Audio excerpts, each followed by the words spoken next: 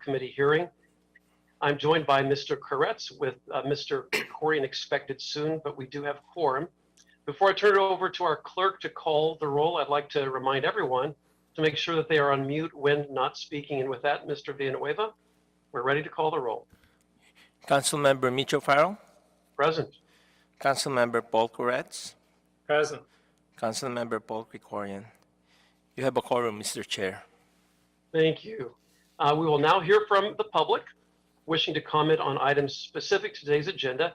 And since this is a special hearing, we will not be taking general public comment, but there are plenty of items to comment on today. Our city attorney will now explain the speaking rules to the members of the public who are calling in, and our city clerk will provide the necessary information for the public to dial in. Thank you, Mr. Chair. To members of the public calling in, when it is your time to speak, please state which of the agenda items you would like to speak on. You have 1 minute per item to speak, up to 2 minutes total. As the chair said, because this is a special meeting, we will not be taking general public comment. When speaking on the agenda items, you must be on topic. We will tell you when your time is up. Our goal is to get through as many speakers as we can. If you are not speaking on topic, or if we cannot tell whether you are speaking on a specific agenda item, you will get one brief warning from me or the chair. If you do not immediately get clearly on topic or again stray off topic, the chair will cut you off and you will forfeit the rest of your speaking time, and we will move on to the next speaker. Please press *9 to request to speak. As soon as you hear someone address you on the phone, please press *6 and state your name and state which agenda items you would like to speak on. We know the situation is not ideal, and thank you for your cooperation as we do the best we can. Thank you. Thank you, Ms. Cadigan. And with that, Mr. Villanueva, the instructions to call in. Certainly, Mr. Chair. But before that, I'd just like to acknowledge the presence of Councilmember Paul Krikorian, so everyone's complete. Okay, members of the public who would like to offer public comment on the items listed on the agenda should dial 1-669-254-5252. Again, the number is 669-254-5252, and use meeting ID number 160-919-4459.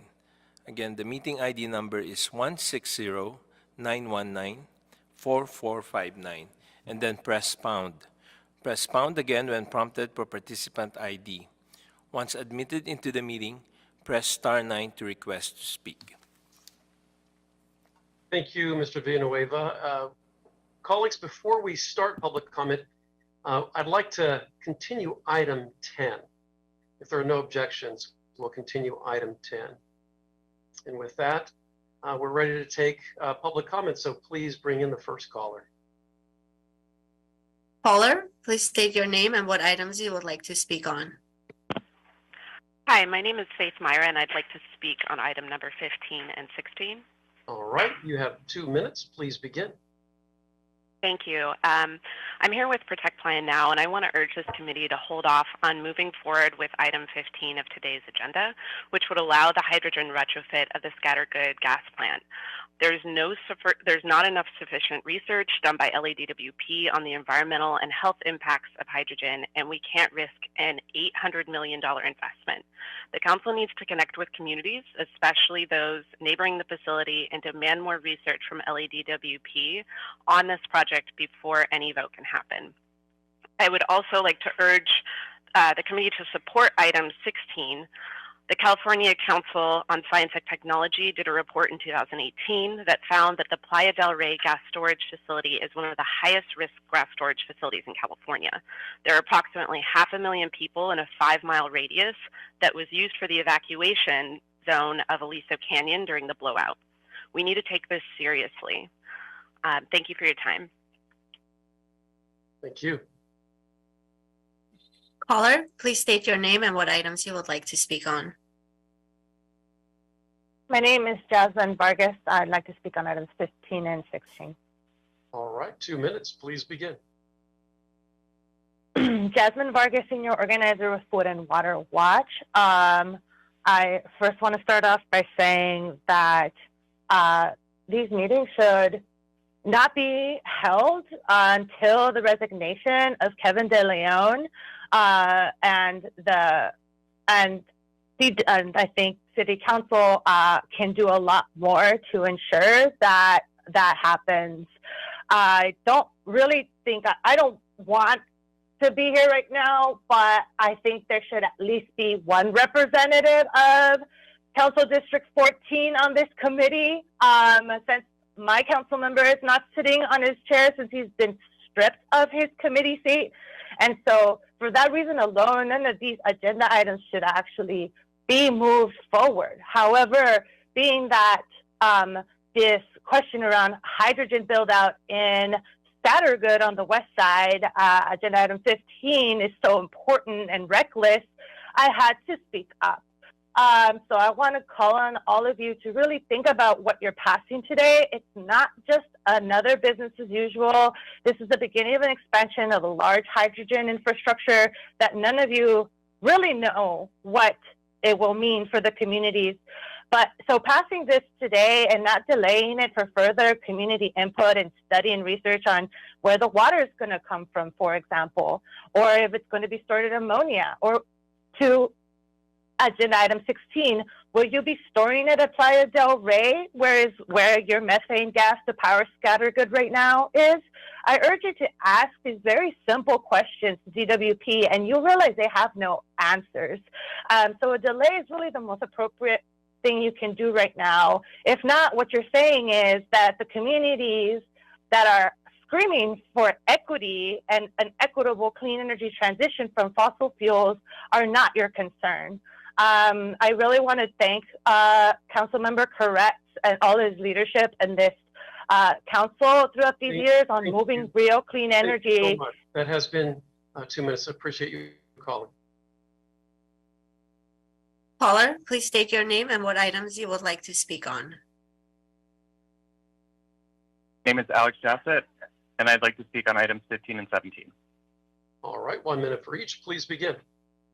All right, so first of all, I want to just express my support for and uplift all the residents, activists, and organizations calling for the resignations of Kevin De Leon and Gil Cedillo, and for the many needed structural reforms in City Council that will ensure greater representation of all Angelinos, with particular emphasis on the Black and Indigenous communities that have been most actively targeted by for disenfranchisement by this body and others, as evidenced by the scandal.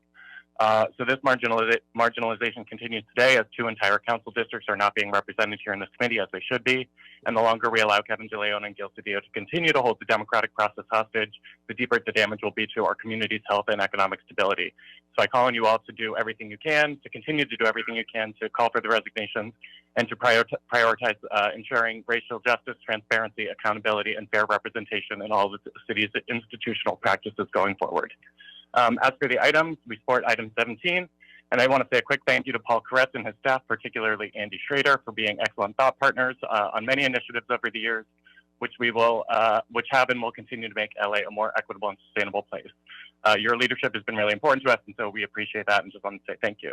As for item 15, we urge all 3 members of this committee to vote no on the Scattergood hydrogen motion, as we believe there are still many unanswered questions that pose health and safety concerns for our communities, which we have repeatedly shared with DWP and all of the council offices present.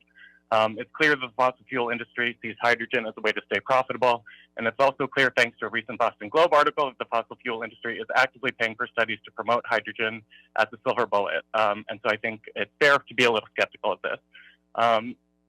And we also appreciate Councilmember O'Farrell's office for trying to find answers to both the project-specific questions and the bureaucratic challenges that we've all collectively identified. I know this has not been easy, given that there are a lot of unknowns and a lot of structural barriers, and it does matter to us that you've coordinated with us on this and many other issues. Unfortunately, we ran out of time before we could come to consensus, which I know David in your office was working very hard to do. We encourage you to vote no today so that we can continue this conversation with your office and with the new council. We've heard... Oh, sorry. That's okay. Sorry.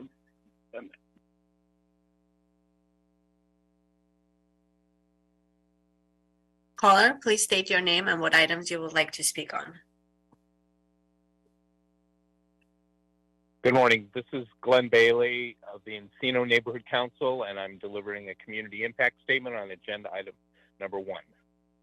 All right, community impact statement, Neighborhood Council, you have 5 minutes. Please begin. Thank you, Chairman O'Farrell. I won't need the full 5 minutes. The Encino Neighborhood Council had its November board meeting last night. It was deferred because of Thanksgiving. And one of the items we agendized, discussed, and voted was to support Council File 22-1200-S63, which is agenda item number 1 on your meeting agenda today. And that is that the Encino Neighborhood Council supports the appointment of Narit Katz to the Board of Water and Power Commissioners for the term ending June 30th, 2023. That was passed overwhelmingly. And just a few observations that were noted, that this appointment replaces the previous commissioner, Jill Banks-Barad, who was a Sherman Oaks resident, and so Ms. Katz would be a fellow Valley commissioner. We understand she lives in Encino, which got her interest, but more importantly, her resume, which is in the council file, including but not limited to her involvement with the community issues such as the Sepulveda Basin, the Audubon Society, UCLA sustainability, and other things that I'm not aware of in her involvement and career. But several of us on the Neighborhood Council have worked with her for, in my case, only a few years, but just very impressed with the knowledge, the involvement, the engagement of the community and the public, and that's so important for going forward for the Board of Water and Power Commissioners as we look at issues associated with water conservation, drought, energy, and alternatives, renewables, and frankly, the engagement with the public on all of these issues. So we just wanted to chime in and urge our support for this appointment of Narit Katz. Thank you very much. Thank you. Caller, please state your name and what items you would like to speak on. Good morning, Honorable Commission or committee members. This is Chris Hannon with the Los Angeles Orange Counties Building and Construction Trades Council. I would like to speak in support of item number 15. Green hydrogen will reduce emissions and result in a positive impact for the environment. The Scattergood facility is 100% necessary to provide reliable power to the city of Los Angeles, and it becomes even more important as we move towards electrification. Electrification that requires additional capacity every single year, not taking reliable electricity offline and keeping with status quo. We need to repower and we need to convert Scattergood to green hydrogen for positive improvements to the environment, and we need to continue to have increased reliable electricity so we can continue to electrify Los Angeles. Thank you very much. Thank you. Caller, please state your name and what items you would like to speak on.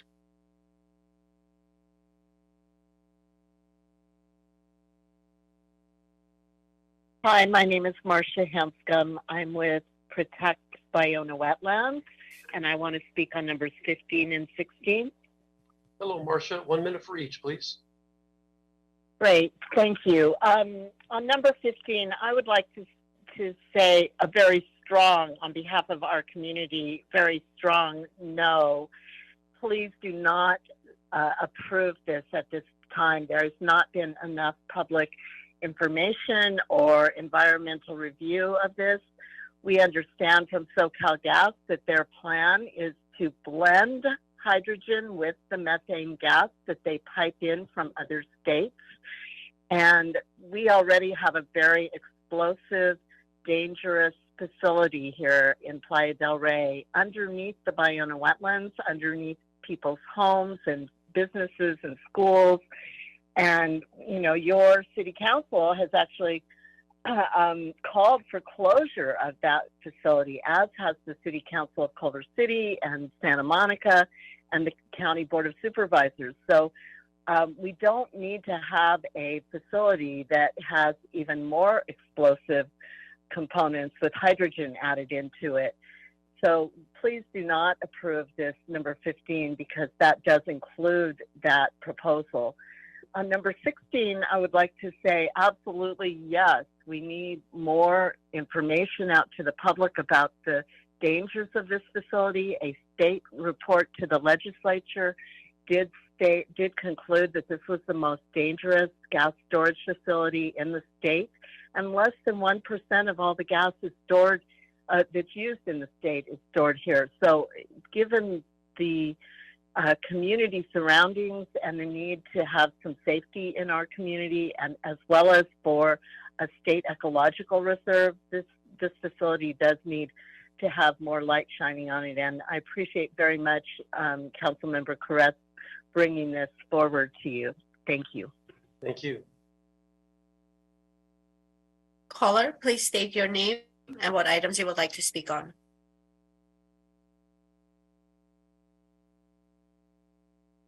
Hi, my name is Lisa Hart. I'd like to speak on items 7, 15, 16, and 19. All right. Let's see. If you can condense them all into 2 minutes. Oh, sure. I will take way less. Okay. I'll be brief. You got it. I'm with the neighborhood.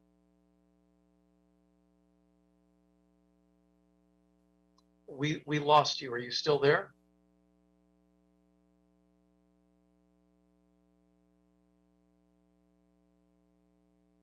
Maybe we can help bring Lisa back if she's not there. We can go with the next caller. Caller, please state your name and what items you would like to speak on. I've already spoke. Thank you. Hello? Hello, I've already spoke. Yes, go ahead.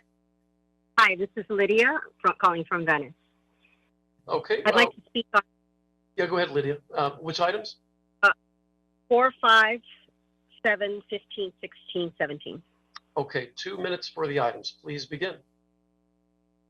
This is not such a special meeting because I'd like to know what impactful, informative, and meaningful public engagement have any of you done for any of these agenda items. No on number 4 and 5. There's no such thing as a Green New Deal pathway without Indigenous centering and amplification. Amend number 7 to prohibit all plastics, period. Number 15, absolutely not. There's no such thing as green hydrogen. And number 16, please close the damn gas plant. Move forward. Let nature heal without spending millions of dollars and volunteer time and volunteer energy wasted, because we know that nature will do the better job. I work for Society of Native Nations. My boss is the environmental liaison for Chief Anthony Morales, which brings me to number 17. Moving forward, where is Eloise Brown from New Mexico, the matriarch and the Dene woman that has led everything against Peabody? And I really, really suggest that you contact Eloise Brown moving forward. I'm looking forward to 2022 ending because it was just filled with veiled attempts to being green. I'm looking forward to 2023 for real eco solutions for healing and to end the green lies. Don't believe the hype. Don't get stuck in these hashtags, and don't get caught in the mix of greenwashing. We need real solutions.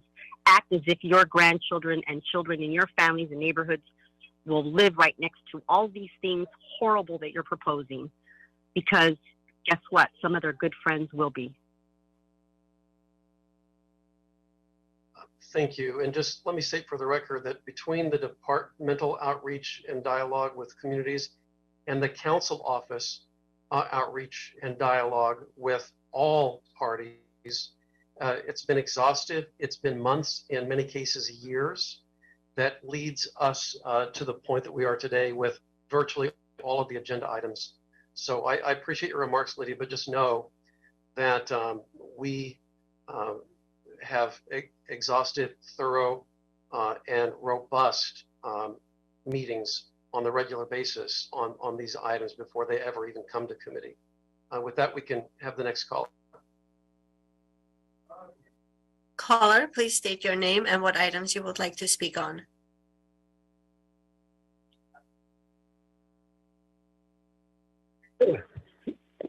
Connor Everts, thank you for this opportunity. I want to talk on item number 15.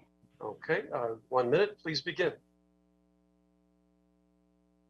For a long time, many of us have been involved in the intakes on the coastal generators.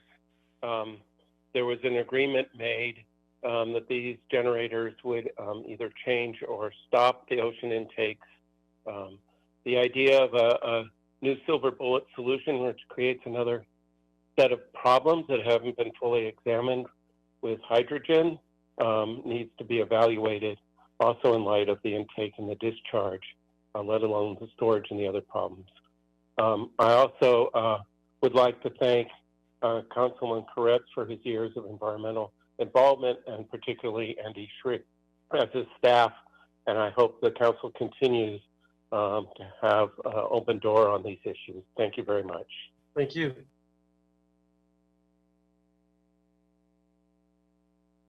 Caller, please state your name and what items you would like to speak on.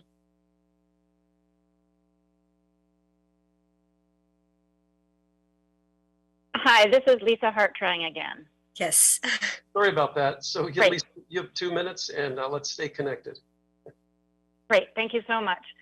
First, I wanted to thank you, Councilmember O'Farrell and Councilmember Koretz. Both of you have done so much to help our city advance sustainability, so thank you. And I want to echo Alex for calling out Andy Schrader, who's been such a strong ally of ours, and also David Hiron, who's been really supportive of our Cool LA efforts. And we really agree with the other callers who want De Leon to step down. I personally have given up on Cedillo. Regarding number 7, we haven't taken a position on this yet, but we're an active member of the Reusable LA Coalition, and I expect we will be supporting all of these soon, incorporating Reusable LA's feedback, and we're really excited about all of that work.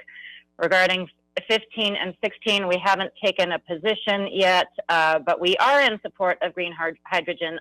I do think it exists, but we fully appreciate that the devil is in the details, and we do not trust SoCal gas. So we're keeping our eye on that. Regarding 19, we're really intrigued by the native plants effort, because we know we need more, and this is very exciting. We're looking forward to diving into the details. And in case I forgot to say, I'm with the Neighborhood Council Sustainability Alliance, and thank you. Thank you, Lisa. Caller, please state your name and what items you would like to speak on.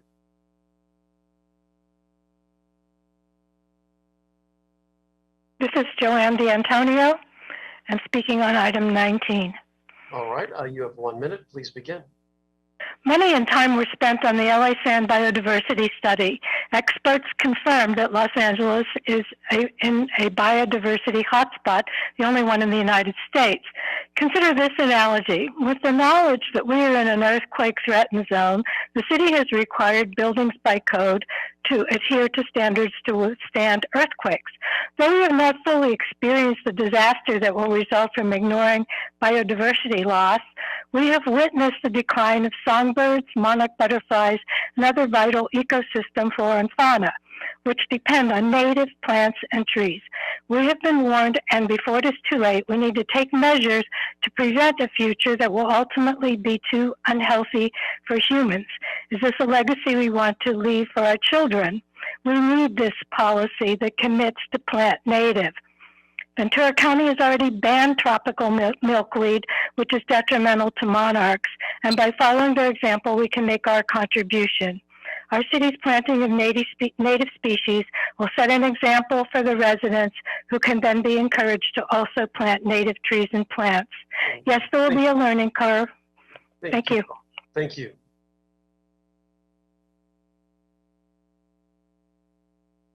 Caller, please state your name and what items you would like to speak on.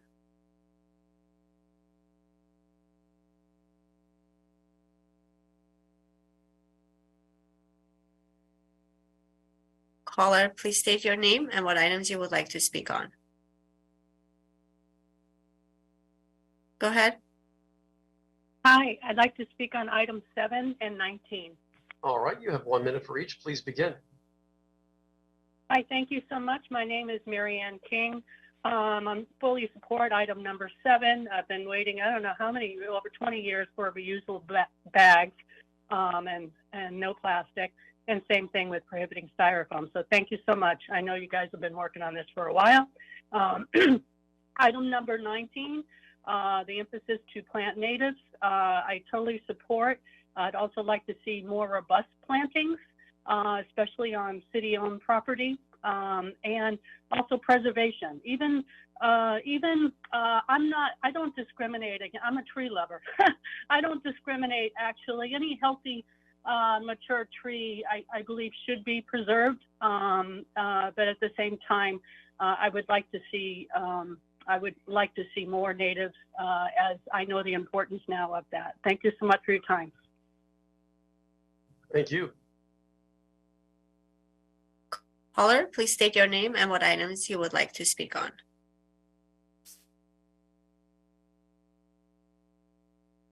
Go ahead. Hello? We can hear you. Which items would you like to speak on? Oh, okay, great. Hello, my name's Christina Koo, and I'd like to speak on items number 15 and 16. All right. And first, go right ahead. okay, thank you so much. So, I talked to a lot of neighbors around the West Side and friends who live in the, Playa del Rey area. And seriously, every single family is so concerned about this. They do not want SoCal Gas to keep their storage tanks, old tanks, underneath the wonderful, beautiful ecological reserve, Ballona wetlands. So no one understands why that is allowed to continue to be open or to be refurbished in any way. And now adding in hydrogen to already methane gas. I'm no scientist, and neither are my neighbors. But we know that's a recipe for disaster. We've seen it big, Aliso Canyon and so forth throughout the country. So it just absolutely boggles our mind why this is even an issue to be debated on, to be voted on. But we want to say no to number 15. And as far as number 16, absolutely yes. We want the city to do even a better job in educating us. Right now, we're just doing it word of mouth. We're using websites to check things out. We're looking at defendballonawetlands.org to get the latest scientific ecological information from it. But we want to hear from the city. Tell us more when you're having these meetings. Publicize it more. Put out more information about this. And also, we read something about green hydrogen. I mean, please, can we please stay away from these blatant, deceitful wording? I mean, we just looked up hydrogen, and the definition goes on and on for pages and pages and hundreds. And it's such an easy explanation where every authority says hydrogen contributes to climate change by increasing the amounts of other greenhouse gases such as methane, ozone, resulting in warming like carbon. So, thank you, caller. Caller, please state your name and what items you would like to speak on. Good morning, council members. My name is Francis. I'm an organizer of the Sierra Club My Gym campaign. I'll be speaking on item 15. All right, 1 minute, please begin.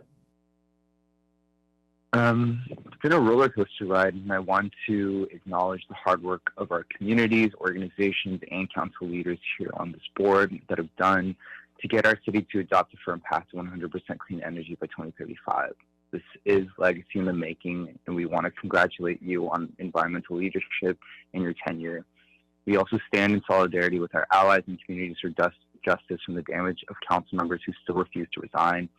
However, because Sierra Club has deep concerns about our city's hydrogen plans, I'm here to speak. For Scattergood's bid proposal, we are asking for common sense protections and processes to ensure the safety of LA residents from this potentially dangerous technology.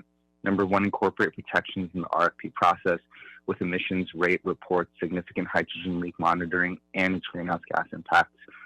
2, LADWP should provide reports to Council within 5 calendar days after every DWP vote regarding Scattergood's project. Number 3, arguably the most important, directly engage with communities living next to gas plants through community-based organizations on these impacts. Thank you so much. Thank you. Caller, please state your name and what items you would like to speak on.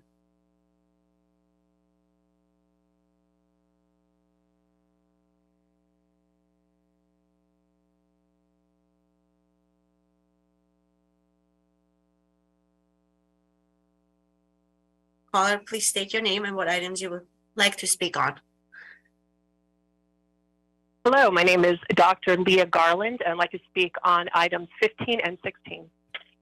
Okay, Dr. Garland, 1 minute for each. Please begin. Thank you. Regarding the proposed hydrogen plant, I have to ask you to please wait on this, wait for more research, and if you have to vote today, vote now. The reason is several.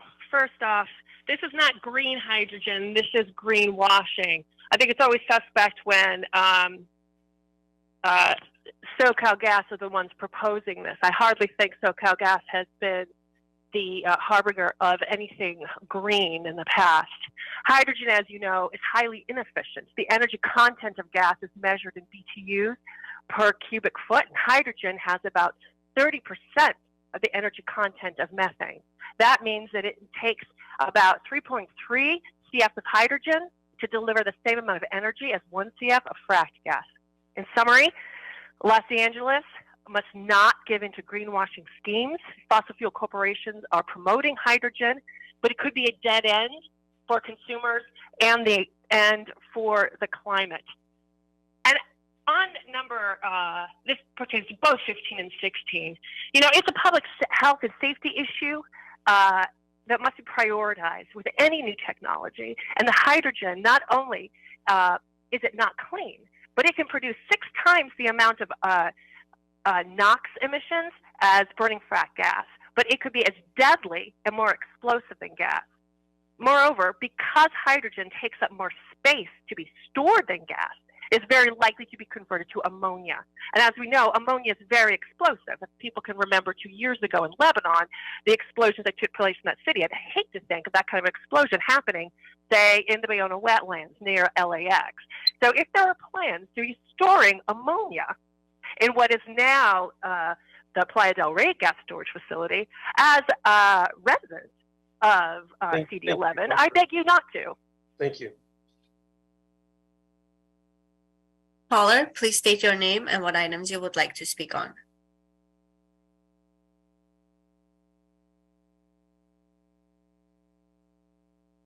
Hello.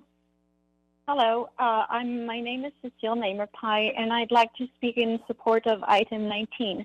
Okay, 1 minute, please begin. Thank you. I'd like to urge the city to plant native landscaping plants and trees instead of non-native. Native landscaping plants and trees are pollinator friendly, and we know that populations of bees and many others are collapsing. And we also know how much we need them for nature to thrive and give us our food, help us fight heat waves, and maintain our health. The native landscaping would also allow us to save a considerable amount of water when there's a tremendous need to do so. All research proved that it is feasible to implement, and once again, Los Angeles would lead by example, addressing the biodiversity crisis. Thank you. Thank you. Caller, please state your name and what items you would like to speak on.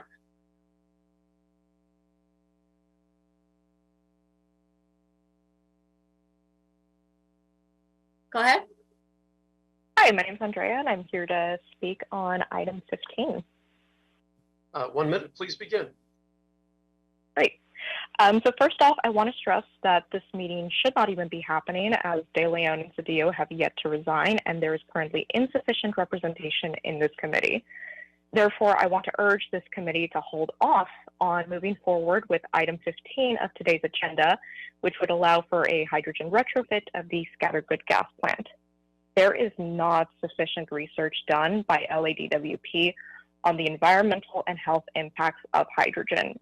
And we absolutely cannot risk an $800 million investment that would build out infrastructure that our council members and our communities don't know enough about and could endanger the health and safety of surrounding communities.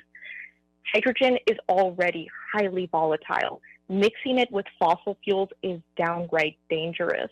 Also, I and other community members spoke with Supervisor Holly Mitchell's office, and they were unaware that this project was even being brought up in City Council.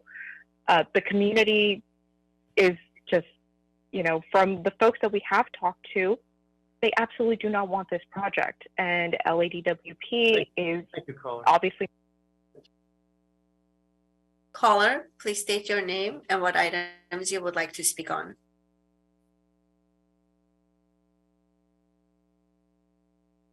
Hello, my name is Nina Dang. I'll be speaking on item number 7 of today's agenda. All right, 1 minute, please begin. Perfect. I'm with CalPERG. We're a public interest advocacy group with members all across LA, including thousands of student members at UCLA. This fall, we've been campaigning to get polystyrene foam and containers banned from the city of LA due to its detrimental effect on our environment and public health. Polystyrene foam is a huge source of unnecessary plastic pollution, and it also isn't recyclable.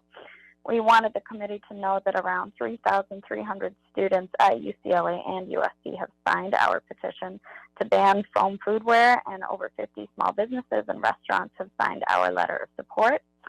We thank the committee members for their leadership on single-use plastics, and we hope that the council will consider our voices when voting on agenda item number 7 of today's meeting regarding the 3 ordinances relating to reducing single-use plastics. Thank you. Thank you. And just want to state for the record, we have been in public comment for 35 minutes. I'm going to do 10 more minutes of public comment. So remaining callers, we can fit you all in if you'll just be quick and to the point, and we can get through everyone. Thank you so much. And with that, next caller. Caller, please state your name and what items you would like to speak on.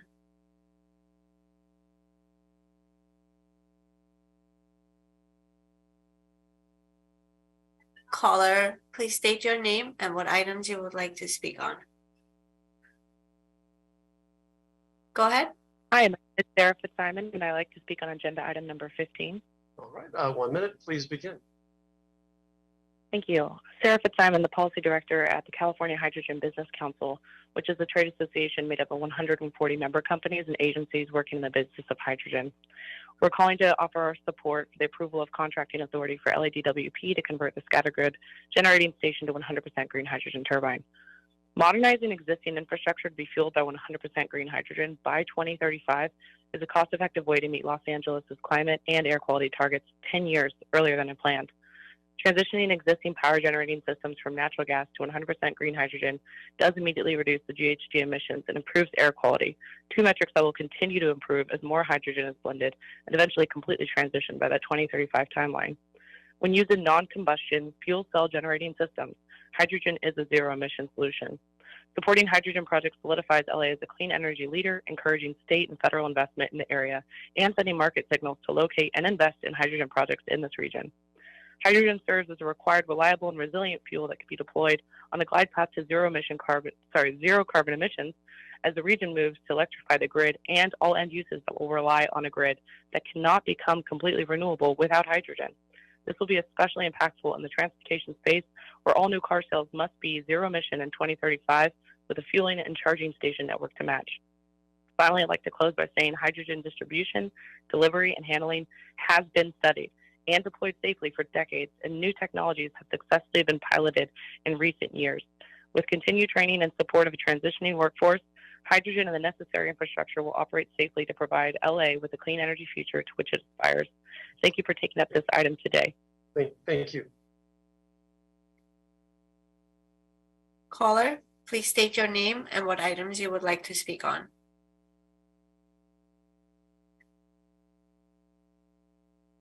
Go ahead. Yes, hello. I'm calling in about item 15, which I support. Okay, 1 minute, please go. I'm Steve Close, CEO of Aquahydrix, an early-stage company commercializing novel electrolysis technology for the efficient production of low-cost, clean hydrogen from renewable electricity. To achieve our climate ambitions, we must directly electrify everything that's practical to do so. But even if we do that, there will be a large portion of society that will need to be powered or run by molecules. But those molecules need to be derived from renewable energy. The good news is that renewable energy is getting really cheap, and innovative companies like ours, Aquahydrix, are enabling the production of inexpensive green hydrogen from that inexpensive renewable energy, totally zero carbon. The International Energy Agency and many nations around the world agree that green hydrogen, which is derived from renewable electricity and zero carbon, must play a major role in achieving deep decarbonization.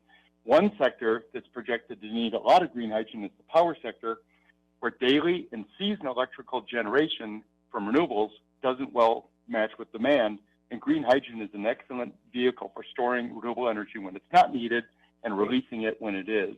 Thank you. Thank you. Yep. Caller, please state your name and what items you would like to speak on.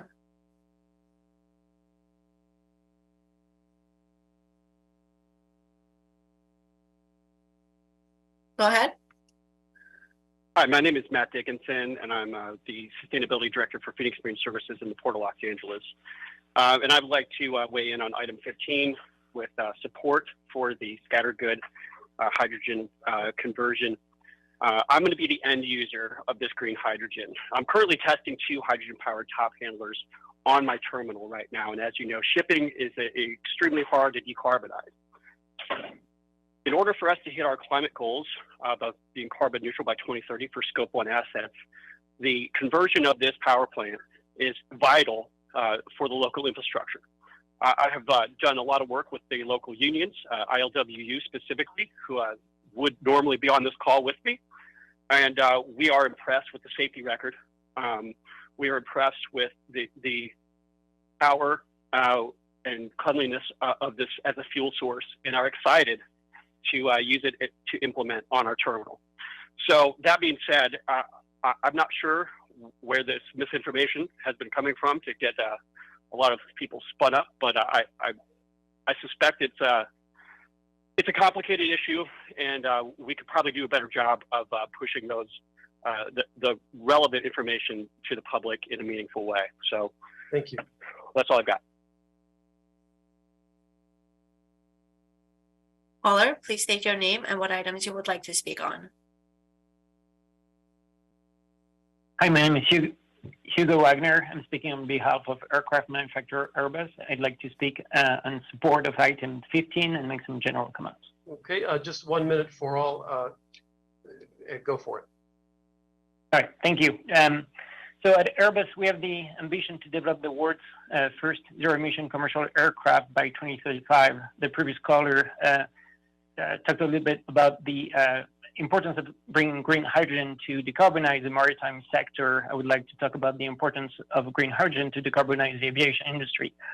The availability of green hydrogen to fuel future aircraft will be paramount to deliver our vision for a safe and clean aerospace future. Airbus has been carefully observing the hydrogen ecosystem for quite some time, and we are very excited by the incredible progress that's been made. We've been collaborating with a variety of key actors, including airlines, airports, energy providers, and technology specialists to prepare an entry into service for our hydrogen aircraft by 2035. Just yesterday, we announced actually a megawatt class fuel cell engine and demonstrator, which could be tested in flight by the middle of this decade. I just want this council to note that airports will be at the forefront of leading the transition towards climate neutral operations across the entire value chain. We thank you. believe that the scatter. We have to stick with the time limit, but thank you for calling. Caller, please state your name and what items you would like to speak on. Hi, I'm Dr. Alex Rajewski, and I'm speaking on item number 19. Okay, doctor, 1 minute, please begin. So I think that I understand the the spirit of this motion to protect LA's biodiversity and to protect our monarchs and to prevent the sorts of monoculture that we see in other cities and the disastrous consequences that has. But I think, as written, the motion doesn't distinguish between non-native plants and invasive plants. And invasive plants are non-natives that cause active harm. I think that the sort of heavy-handed approach of banning all non-native plants would sort of kneecap our ability to improve our response to climate change, improve the ecosystem services that many trees and plants offer. And I think that it also has potentially an unintended side effect of banning a lot of home gardening, because especially the provisions related to the sale of non-native plants would make it very difficult to get most houseplants. Thanks, that's it. Thank you. Caller, please state your name and what items you would like to speak on.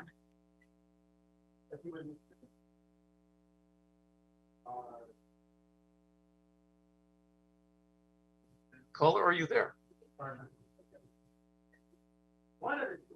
Caller, please state your name and what items you would like to speak on.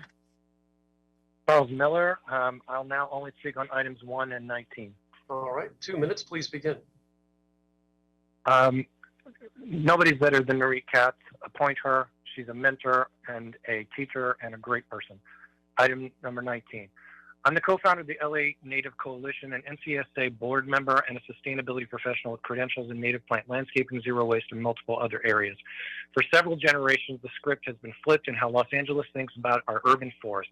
City agencies are populated by professionals from an arborist tradition that considers our urban forest separate and apart from nature.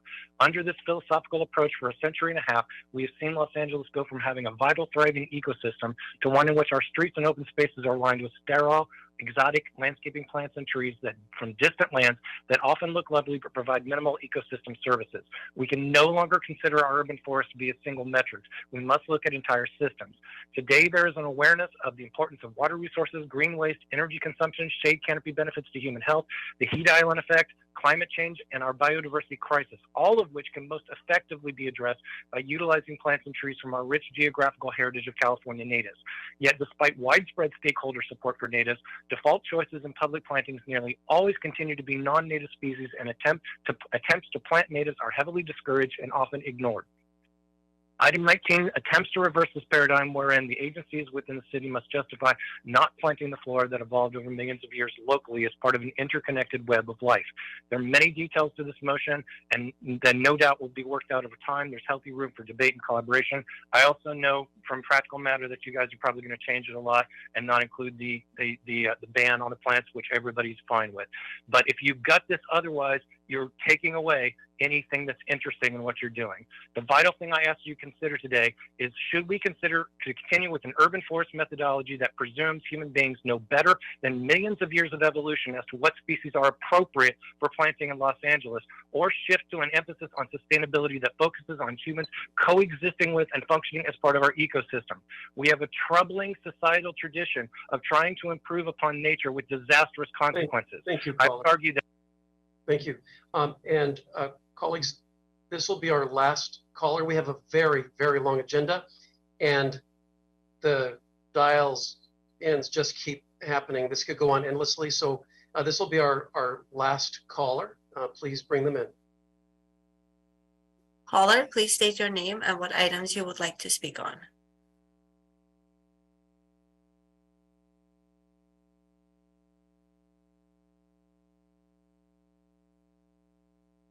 Caller, please state your name and what items you would like to speak on.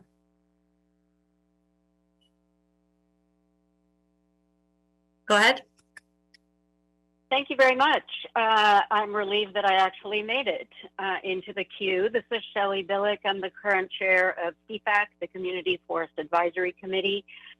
First of all, I want to thank Councilmember O'Farrell, Councilmember Koretz, and Councilmember Krikorian for all of your work and leadership towards sustainability in our city. And you have been true champions, and we hope Councilmember Krikorian will continue to be a champion for the urban forest. I want to speak on, and I will be super brief, 1, 6, 7, 12, and 19.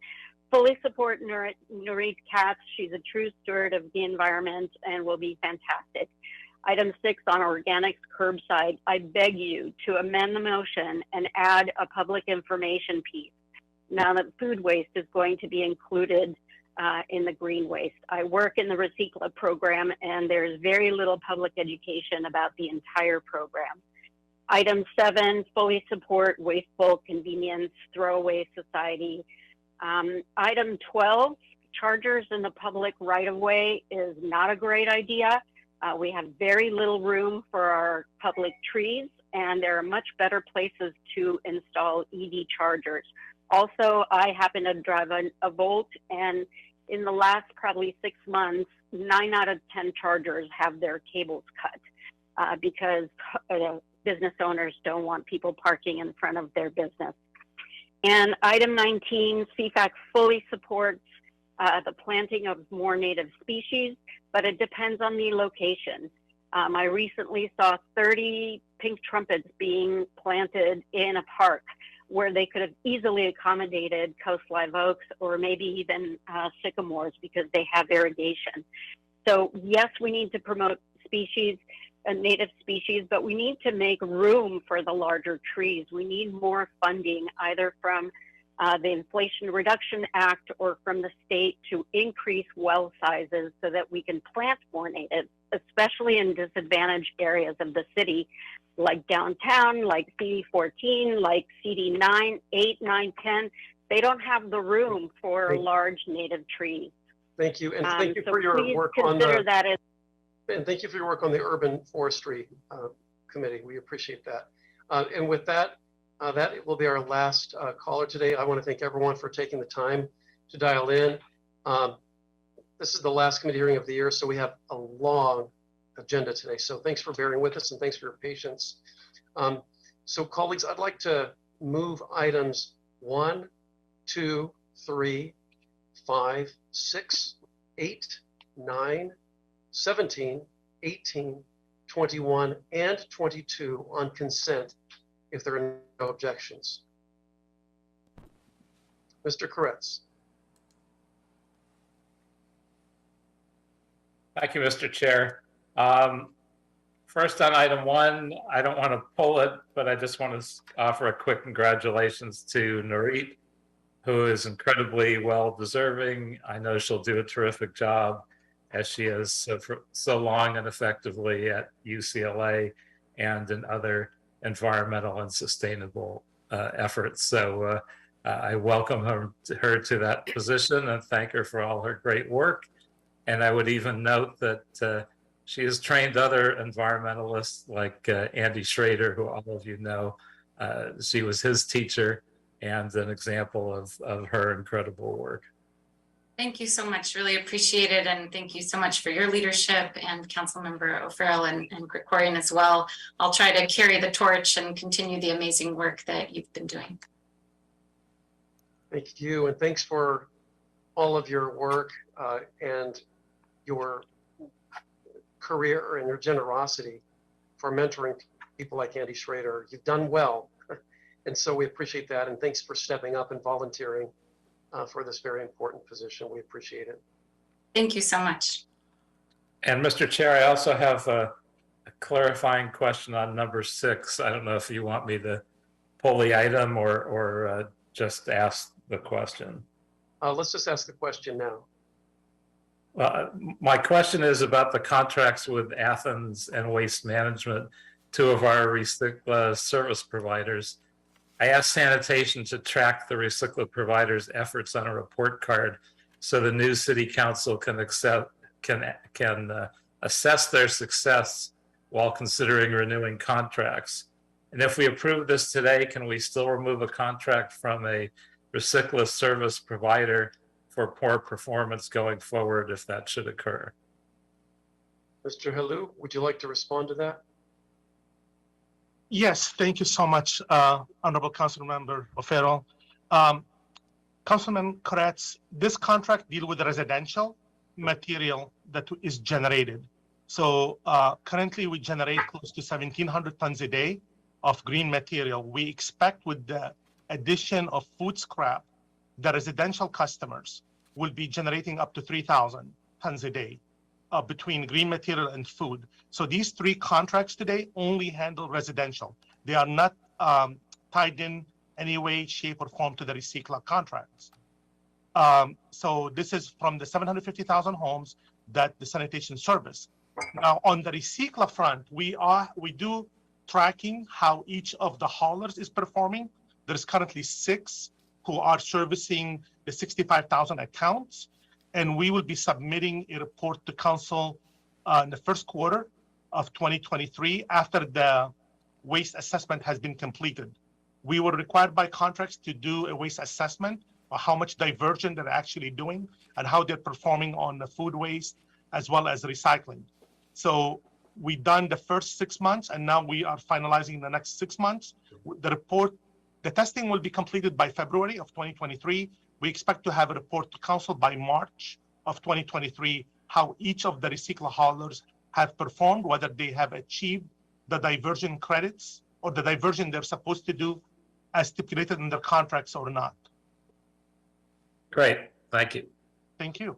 Okay, we are good then. So we can move items 1, 2, 3, 5, 6, 8, 9, 17, 18, 21, and 22 on consent now. If there are no objections, Mr. Villanueva, if you could please call the roll. Councilmember Micho Farrell. Aye. Councilmember Paul Koretz. Aye. Councilmember Paul Krikorian. Councilmember Paul Krikorian. The items mentioned are all approved, sir. Thank you. And once again, congratulations, Ms. Katz, to your appointment to the Board of Water and Power Commission. We appreciate that. And as mentioned before, Mr. Krikorian is doing double duty. This is his last committee hearing on the board of Metro. And so he's going to be tuning in and out of each of these hearings. And that's why he was absent for this particular vote. But we do have quorum. And with that, Mr. Sutton Willis, let's move to item 4. Sure thing. Blaine Sutton Willis with the CLA's office. Item number 4, Los Angeles Department of Water and Power report relative to the number of installed stationary natural gas and diesel fuel distributed generation resources in Los Angeles and the feasibility of limiting the addition of such resources. Thank you. And Mr. Koretz has an amendment to offer before we take a vote on this item. Mr. Koretz, please go right ahead. Yes, I'd like to, thank you, Mr. Chair. I'd like to request that the Department of Water and Power work with the City Attorney's Office, the Emergency Management Department, and any other relevant departments to specifically define emergency backup purposes. And within 60 days, draft an ordinance as detailed in the report to limit the use of fossil fuel backup generators to use for emergency backup purposes only, and otherwise prohibit their sale, installation, and use. All right, with that item as amended, we are ready to vote. Councilmember Micho Farrell. Aye. Councilmember Paul Koretz. Aye. Councilmember Paul Krikorian. The item is approved as amended, sir. Thank you. And that brings us to item 11. Mr. Sutton Willis, please read the item. Yes. Item number 11 is motion O'Farrell Koretz relative to the implementation of elements found within the 2022 California Building Energy Efficiency Standards Update and recommendations to ensure that all future city-owned sites, facilities, or park sites are built to be net zero projects that maximize solar energy generation and storage on site and related matters. Thank you. Mr. Koretz, what I'd like to do is approve this item with the following additional instructions. Instruct the controller to transfer $50,000 from the unappropriated balance fiscal year 22-23 fund 100/58 account number 580370 renewable energy to the Bureau of Engineering Special Service Fund number 682 Department number 50 entitled Building Decarbonization Work Plan for city staff and consultant costs to analyze the efforts needed for all existing and future city-owned sites, facilities, or park sites to be built to net zero projects that maximize solar energy generation and energy storage on site. Secondly, authorize the city engineer or designee to make technical corrections to the recommendations in order to effectuate the intent of the city council.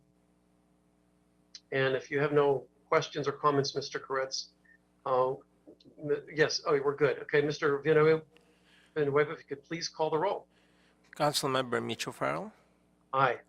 Councilmember Paul Koretz, Aye. Councilmember Paul Krikorian.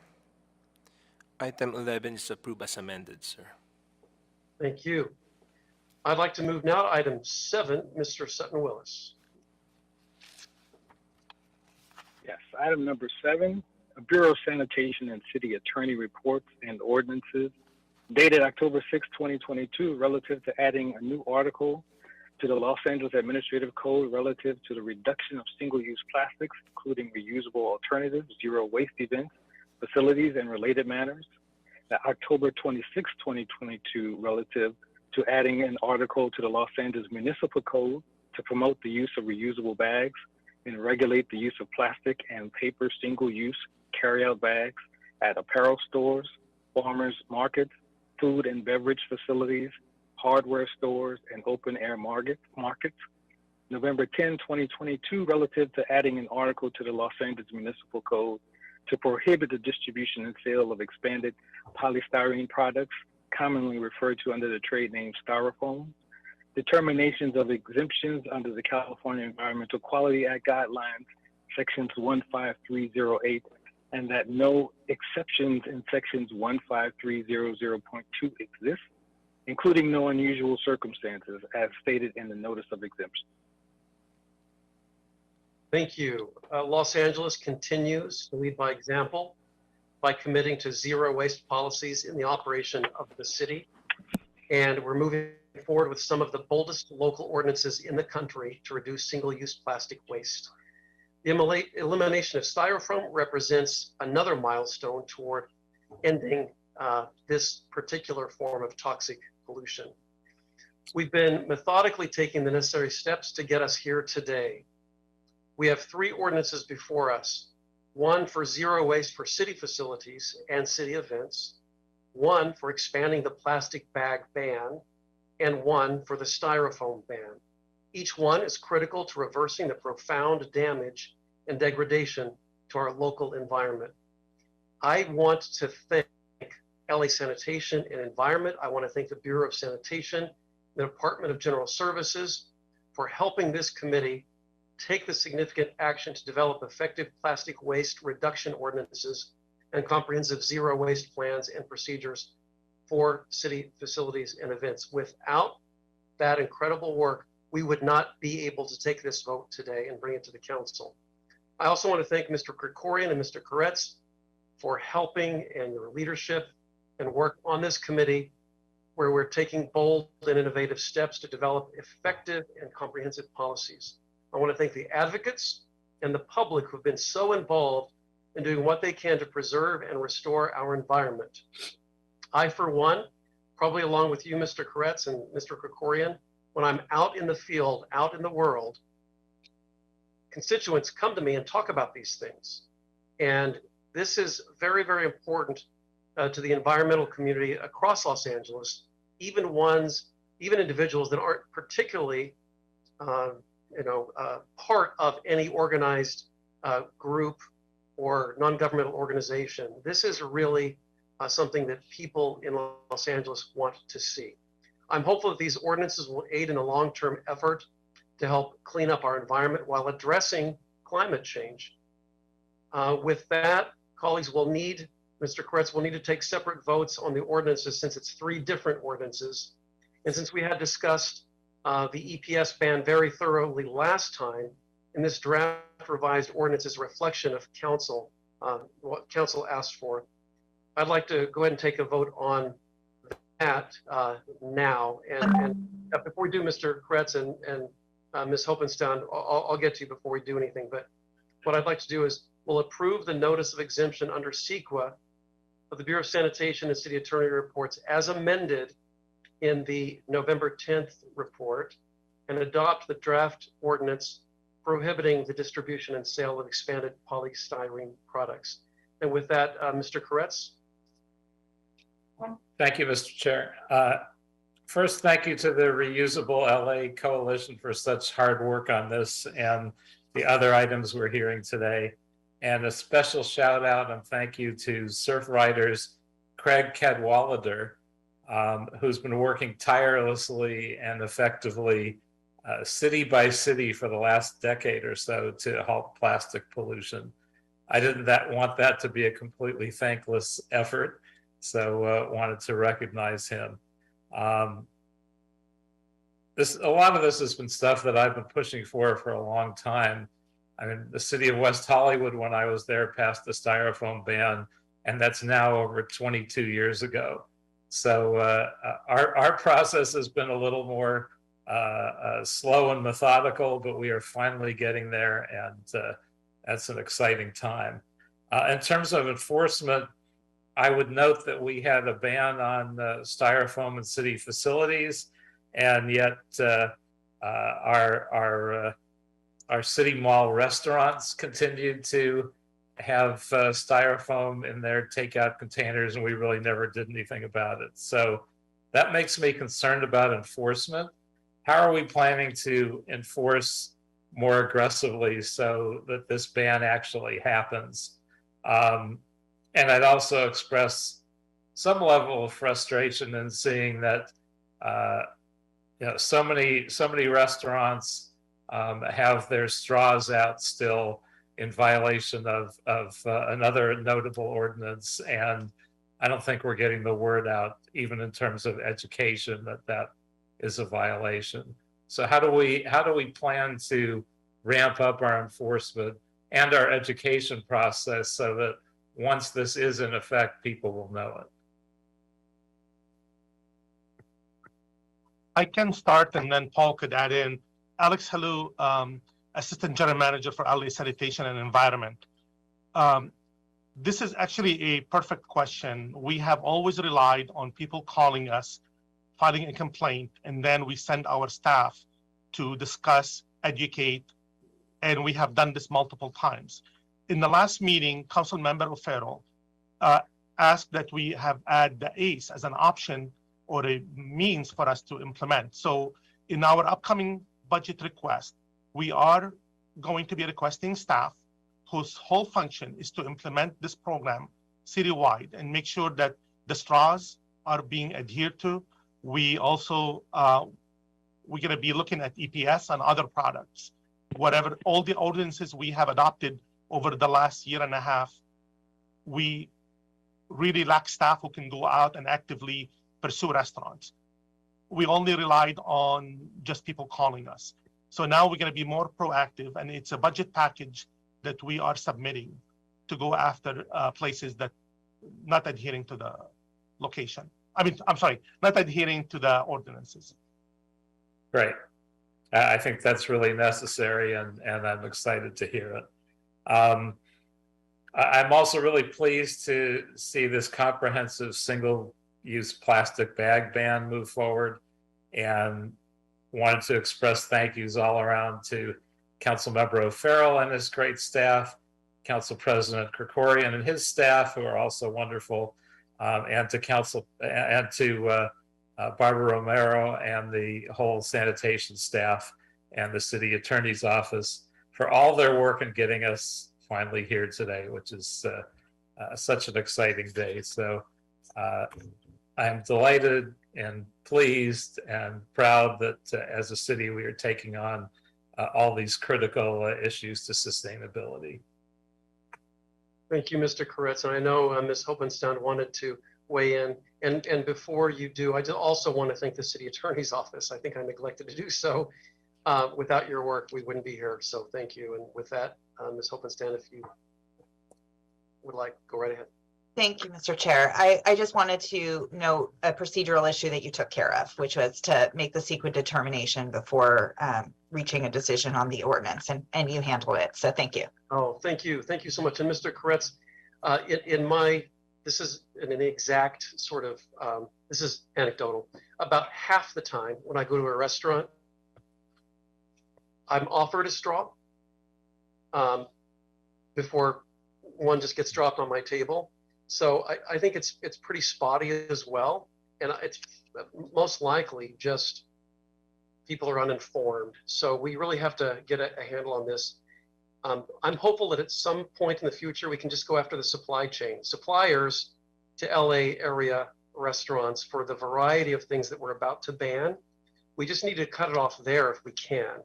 And then as far as city contractors, I think that they could all get a memo in the immediate saying, stop your purchase of all of these banned single-use waste stream products. We should see an elimination of all of that in the immediate. So I'm hopeful that can be done as well. And with that, Mr. Villanueva, please call the roll.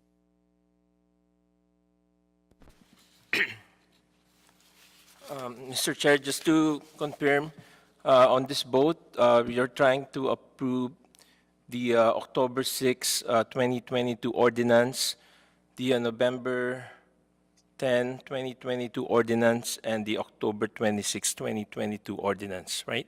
So this vote is EPS styrofoam only. We'll take the other two votes separately after we have the conversations.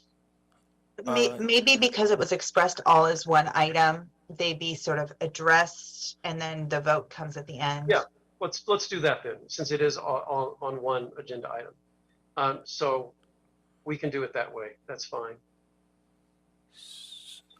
So I'd just like to check with City Attorney if we can do separate votes on the same item. I think what we're going to do is we're going to, even though we're sort of parsing the discussion, we'll have the one vote. And I think that because it's all one item on the agenda, that's how it's going to be handled. And the vote will be on the, whatever recommendations come out can be expressed separately. You can list the items, you could list them separately as you call them out.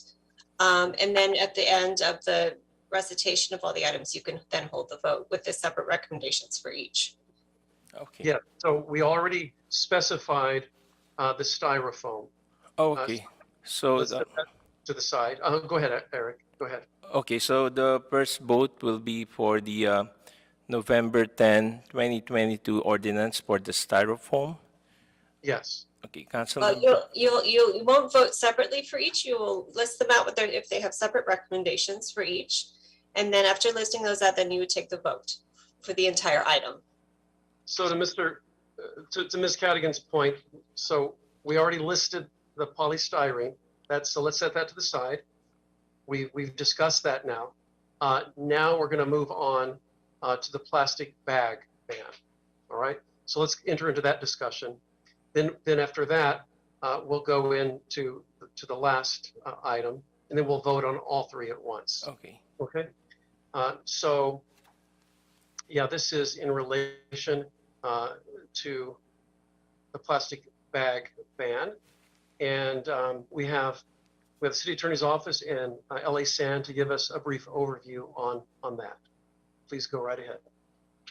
Thank you. I'm actually going to ask Virginia Choi to address the single-use carryout bag ordinance expansion, and then I'll address the next ordinance when we get to that. And sanitation, as you noted, is here to answer any questions on the policy or also on the CEQA document. Great, thank you. So this draft ordinance adds Article 2.1 to Chapter 9 of the LAMC to expand the existing single-use carry-out bag ban and the promotion of reusable bags to apparel stores, farmers markets, food and beverage facilities, and hardware stores, as well as open-air markets, which were not previously covered in the existing ordinance. So apparel stores and hardware stores have been deliberately defined to exclude the previously covered stores under SB 270. which is also codified in California Public Resources Code 42280, to make clear that this ordinance does not regulate reusable grocery bags, single-use carryout bags, and recycled paper bags, the regulation of which would be preempted by California Public Resources Code. And this ordinance tracks the city's prior single-use carryout bag ordinance as to all other elements, including tracking the implementation schedule, enforcement mechanism, which were previously approved by City Council under the existing carryout bag regulations. And will turn it over to sanitation for any additions that they would like to make.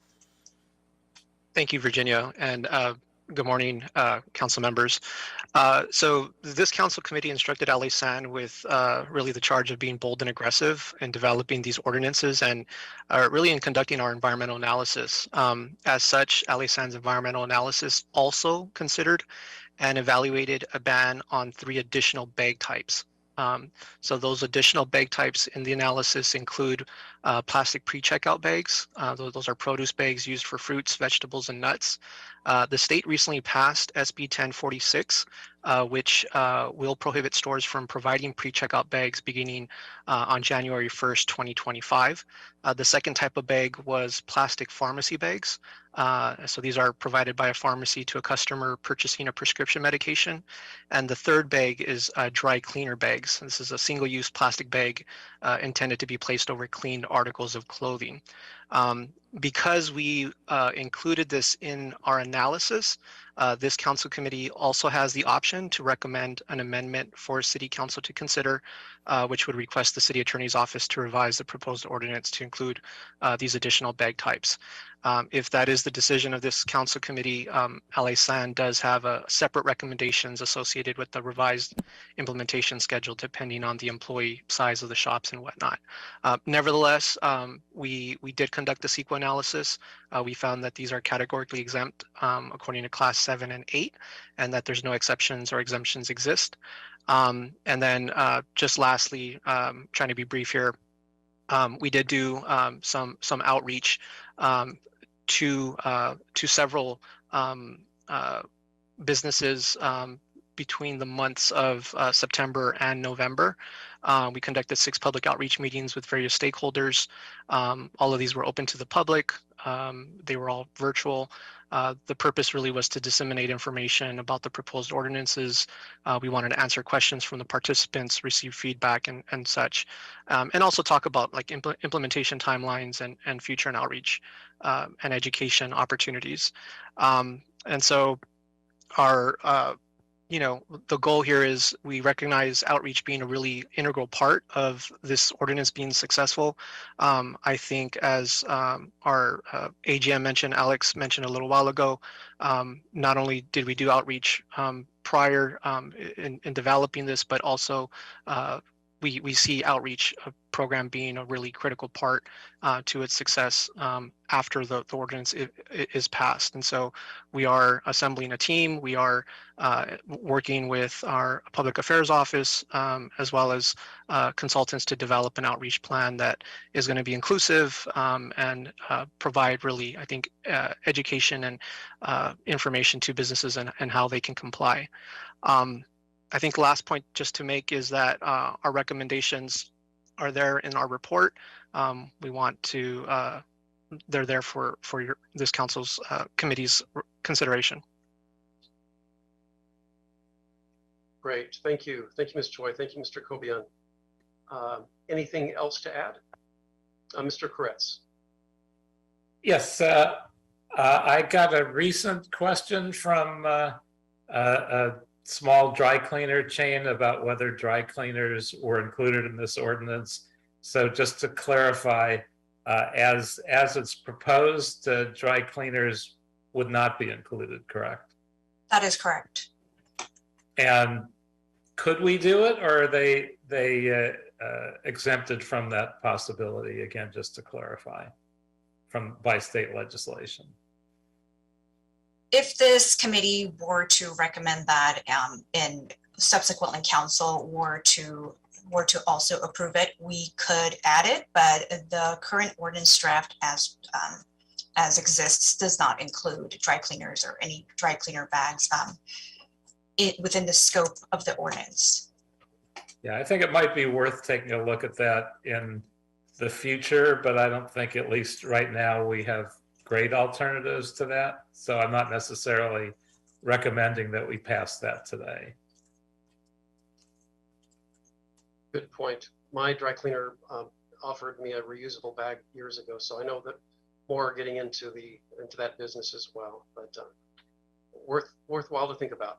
All right, so Mr. Kretz, what I'd like to do, and again, I'll provide some instructions, and then we'll set this aside and go on to the next one. But what I'm going to do is move to approve the notice of exemption under CEQA, the Bureau of Sanitation and City Attorney reports, and adopt the draft ordinance on the promotion of the reusable bags related to this item. So we'll set that to the side now, Mr. Villanueva, and we will go on to zero waste events on city facilities, the ordinance now. And I really only have one question after City Attorney and Sanitation offers their input on this item. Okay, well, with that, I can frame what the ordinance accomplishes. So this is the final of the trio of ordinances before you in this item. It is a little bit different as to, in comparison or in contrast to the styrofoam or EPS ban, as well as this single-use carryout bag ordinance expansion. Those two ordinances are enacted in the city's regulatory capacity. They're going to apply citywide. This ordinance associated with zero waste city facilities and events on city property is enacted in the city's proprietary capacity as to what we are doing here on our property within our contracts or in our facilities. And so as such, it's reflected in the administrative code, and it essentially is an outline for mandatory contract terms. Why? Well, one, the way city events has been defined, it's defined quite broadly. It's beyond just hosting events on city property, but it includes concessionaires, vendors, contractors, the restaurant that Councilmember Koretz referenced earlier in his remarks that might be in the LA City Mall, for example. And so there will be mandatory contract terms for a number of items, and I'll get to those. And by doing so, there are a few additional enforcement abilities, not just as to what we have regulated and therefore can fine as associated with the LAMC provisions for EPS or for food accessories on request or all those other ordinances that this council and this committee has moved forward, but also allows it to be a contract term, which means if there's a breach, there are consequences for breach. There are liquidated damages associated with some of these items, and all of this is accomplished by virtue of having mandatory contract terms. So what are these zero waste policies that are being implemented here? It covers 14 subjects. This was also detailed in attachment 2 in Sanitation's March 30th report that predated this committee's recommendation to move forward with an ordinance, and then of course council's approval as well. So I mentioned 14 subjects. I'm going to run through the highlights. There is required donation of surplus edible food to a food rescue organization, unless it's part of a community event in which the retail food code has certain requirements or exceptions. Recycling of food scraps and also an elimination of garnishes that people don't eat. Meal portion sizing with mandatory child portions, half portions, and a la carte options required. And I'm just going to add, if it's not otherwise clear, the kind of contracts or permits or applications at issue are all food or beverage in nature. Restrictions on disposable foodware, requiring certain composition of foodware for to-go service, dictating how beverages may be dispensed, and requiring reusable food containers. Prohibition on the offer or sale of plastic water bottles. They're to be filled with hydrating stations or reusable containers only. Restrictions on disposable foodware accessories. This will, in addition to our existing regulatory authority that is pre-existing this ordinance, there will be kind of contract terms now around it. The prohibition of EPS. Incentives to customers for dine-in service, mandating discounts if customers use reusable foodware. recycling program participation, imposing contamination-related fees or liquidated damages for collection bin contamination, restrictions on and disposal requirements associated with restroom supplies for those restrooms that customers would use of the food and beverage facility contractors. So that requires installation of electric hand dryers by 2025, dictating methods of hand soap dispensing and prohibiting use of toilet seat covers. Limitations on paper composition, for example, for informational literature, it has to be a minimum of 30% post-consumer recycled material, and that can be changed through the rules and procedures that the DAA, the Designated Administrative Agency, sanitation can do in the future. Limitations on the composition of promotional items, dictating what's permissible and impermissible. There's not going to be plastic or foam toys that can be given away, for example. Placing requirements on signage and menus associated with waste provision measures. And as I just mentioned, LA Sanitation is the designated administrative agency, DAA, under this ordinance, and so has the power to develop rules and procedures consistent with the ordinance and to further develop and make clear the requirements that the ordinance sets out. And I think I may have also forgotten to mention, I mentioned no water bottles, but other beverages are to be provided in recycled containers. So water is separate than the other beverages and how those would be treated. And that's it in a nutshell. Thank you. Sanitation, anything to add? Just quickly that we did have our CEQA subject matter experts independent judgment analysis. They found there is no substantial evidence that the ordinance will have a significant effect on the environment, and this project or action is categorically exempt according to Class 1, Class 7, and Class 8, and that no exceptions to exemptions exist. I will quickly pass it over to my colleague Jennifer Pinkerton, who's really been leading this ordinance effort. She'll give a quick overview on some of the meetings that we've had with the departments and then sanitation's recommendations. Okay, I'm gonna have to go. Go right ahead.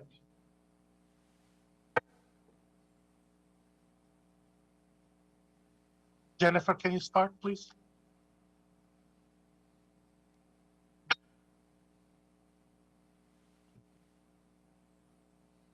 Oops.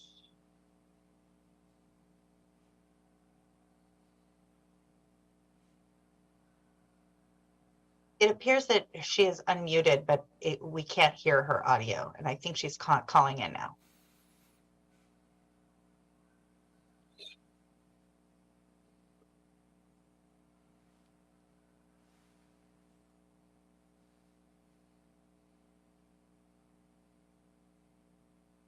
Sorry, Jennifer, we still can't hear you. Want us to, Paul, can you?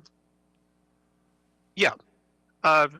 Lindsay, if you want to go ahead and bring up the PowerPoint slide real quick.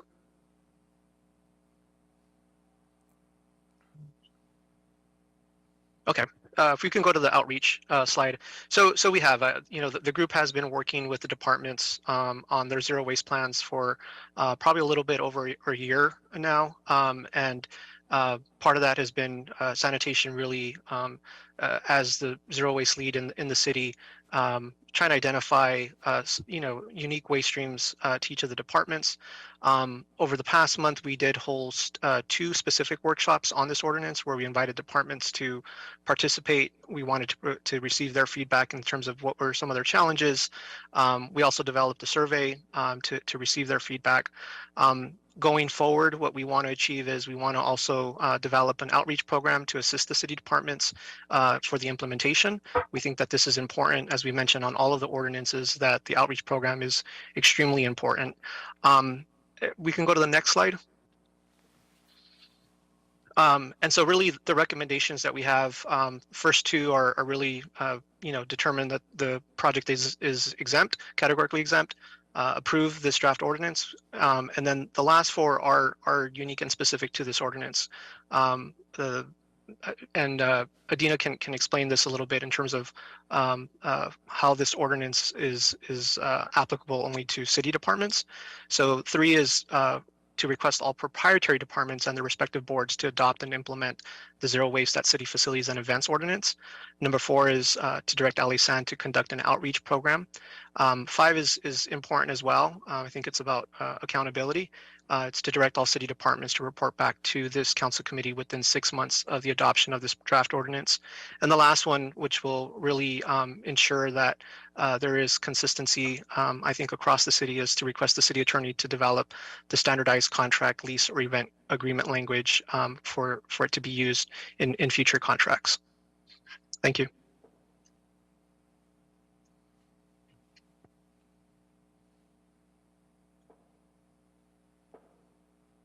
Since Paul volunteered me to clarify, because as I mentioned, this ordinance is being enacted in the city's proprietary capacity.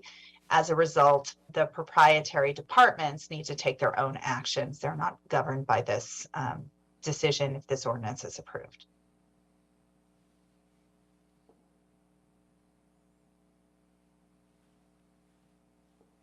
Mr. Chair, we can't hear you if you're speaking. There you go. Thank you. Thanks, Adina. I am back now. I appreciate that. Are we ready for a couple of questions? All right. So, Adina, you mentioned water bottles are only covered in this ordinance, but other so-called recyclable bottles like carbonated sugary drinks that might be served at or non-carbonated for that matter, drinks could be served in plastic bottles. That seems to be a contradiction. Can you elaborate on why that is? I can turn to sanitation to explain kind of the policy reasoning behind why water bottles are treated differently than non-water bottles. And I can help fill in details if sanitation needs. Jennifer, can you speak now or still have a problem? If not, I mean, Jennifer Pinkerton has worked on this, council member, for some time. She has worked with DWP to making sure that we have hydration stations. DWP is also looking at the expansion of the hydration station throughout the city facilities and events. And we felt when we were doing this ordinance, talking to all city departments, and that there is adequate water stations available at all city facilities and events. We may need to add more water trucks in the future, but that's something when speaking to Surfrider, Heal the Bay, and other organizations who've done massive events, they were able to implement these easily. And that's why we felt the water should not be an issue to tackle at this point. In addition, I'd like to mention we offered every single city department any help they need in their zero waste plan. And so this way we will help guide them towards achieving the zero waste. And we could also just simply institute a policy that we don't, at any event, at any of our events, we don't serve anything other than water.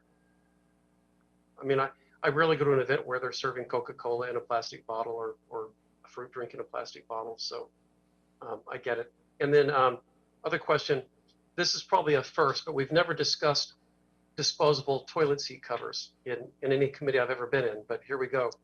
So why are they included in the ban? Because they're not necessarily plastic. So Jennifer, again, would be the subject matter expert, but what I can do is read from the report on March 30th, 2022 that sanitation provided. And again, it's an attachment 2. And the rationale is that seat covers, which do have some sort of coating, that they do not provide protection and are an unnecessary use of paper. And then there's a quote from a professor of preventative medicine at Vanderbilt University, which says, in terms of preventing illness and transmission of infectious disease, there's no real evidence that toilet seat covers do that, says Dr. William Schaffner, a professor of preventative medicine at Vanderbilt University School of Medicine. So I think the notion is it doesn't actually have a health benefit and is a waste of paper. And if, again, channeling Jennifer, unless she can join, that surveying other jurisdictions, including outside of the United States, toilet seat protectors are not actually as ubiquitous as they are here. So this is just another example of trying to eliminate waste that that might have a public perception associated with it, but not actually the public benefit. And they do get flushed down the toilet, so that presents its own issue in terms of that particular space. All right, Jennifer, we feel for you since you can't get on and we can't hear you, but I know we see that you're trying. Mr. Koretz. Yeah, on the toilet seat subject, I mean, I don't object to it, but I've had people point out that where they're not present, people make a makeshift one anyway out of toilet paper. It's more of a mess and it winds up wasting just as much paper. So there is a question of whether we actually gain anything by doing it or just make it life a little bit more difficult for everybody. But I'll leave that thought and implementation to the next generation to worry about. All right. Well, with that, on this third item, I'd like to approve the notice of exemption under CEQA, Bureau of Sanitation and City Attorney reports, and adopt the draft ordinance to reduce single-use plastics and zero waste events on city facilities. So there you have the trio, and we can vote on all three as specified per item during this discussion. With that being said, Mr. Villanueva, please call the roll. Councilmember Mitchell Farrell. Aye. Councilmember Paul Koretz. Aye. Councilmember Paul Krikorian. The item has been approved as mentioned, sir. Thank you. Let's power on. I'd like to move to item 12. Mr. Sutton-Willis, if you could please read the item. Certainly. Item number 12 is the motion O'Farrell Krikorian relative to expanding electric vehicle charging on the public right-of-way, including staffing and infrastructure needs, and the inclusion of level 3 charging options with a visualization of the infrastructure needs citywide and related matters. Thank you. Mr. Koretz, as you know, everyone listening, this is an extremely important item in our push for equity and access to electric vehicle charging stations and access across the city. I want to first thank the Bureau of Street Lighting for the work they've done so far on this item, but especially the work to maintain the many hundreds of EV charging street light poles up and running throughout the city and in each council district. The main reason I introduced this motion is to make sure that council gets the proper information it needs to greatly expand access to electric vehicles through our own rights of way and the capability of charging these vehicles. As we will hear many times, buildings and vehicles produce the most emissions and greenhouse gases of all sectors. And the drive to get upwards of 1 million plus electric vehicles in LA ultimately, and by 2030, over 100,000 chargers in LA requires us to stay bullish and aggressive to reach our goals. This conversation is timely as just last year, California hit a cumulative 1 millionth electric vehicles sold in the state. In LA County, to date this year has purchased nearly 70,000 electric vehicles. Equally important will be the electric vehicles entering into the secondary markets, which is already happening. The used vehicles that can perhaps be more easily attainable, which find themselves in more and more of LA's neighborhoods. But this also means that we have to think about charging in a more ubiquitous way and in a way that can prepare our communities for such a change. The older model of electric vehicles that are still very viable sometimes only get to up to 100 miles of charge. So there's range insecurity. So we have to have electric vehicle charging stations everywhere we can possibly put them. And that means in our historically neglected, marginalized, densely populated neighborhoods, where we want people to have the opportunity to engage and participate in cleaning up the air in Los Angeles. So I've asked Mr. Sangalang to present today on what the Bureau of Street Lighting has done so far and to explain some of the finer details such as service points and power needs and the collaboration opportunities as we align our Bureau of Street Lighting program within our existing EV master plan. And Miguel, if you could also address the theft and vandalism issue with that was brought up with one of the public commenters about cutting the lines and vandalizing these sites and what, how that could be addressed. So the floor is now yours, sir. Thank you very much, and I think good afternoon now. Thank you for that introduction. I think it frames the conversation really well. To give a little bit more background, our EV program really takes advantage of years of investment in electrical systems in the public right-of-way, and really tries to achieve another intent of the city, which is reducing clutter on the streets by using things that are already existing, right? For background, our street lighting network is over 220,000 poles covering 2/3 of the city. It's connected underground to 13,000 DWP service points via 9,000 miles of conduit and 27,000 miles of copper wire. For the EV program alone, it has grown to about 450 in the public right-of-way over the past 5 fiscal years. And we currently have this year for our work plan for the Bureau, we're hoping to do what took us 5 years in one, taking us to nearly 900 chargers by the end of the fiscal year. Right now, we're around 580 or so installed. And you'll also see in our proposed budget, we do begin the discussion and socialization of larger goals, hoping to reach 10,000 chargers in the right-of-way by 2030, building up to a throughput of about 1,000 chargers a year within 5 years. The other point I'd like to highlight about the program is because we have not had the need to break concrete, has been incredibly cost-effective so far. We've installed chargers at an average cost of about $8,000 or so per installation, and if you compare that to some of what the federal government is hoping to do, 500,000 chargers by 500,000 chargers using $7.5 billion to incent that installation, like half the cost. We'll eventually reach a tipping point, as you pointed out, with service points or drop points between us and DWP, where then we'll have to do either heavier construction or different types of planning. But there's still a couple thousand chargers or so that we think that we can squeeze out before costs begin to substantially increase. You had also mentioned, the issue around vandalism with regards to our chargers. It's something that we're dealing with, something that we're learning to address right now. We're also putting together our own maintenance plan to ensure that these assets are up, and something that we're doing this fiscal year to do. It has affected around I think 7 or 8% or so of our currently existing chargers, but for all the ones that we do have up and running, those have been fairly cost neutral installations for us.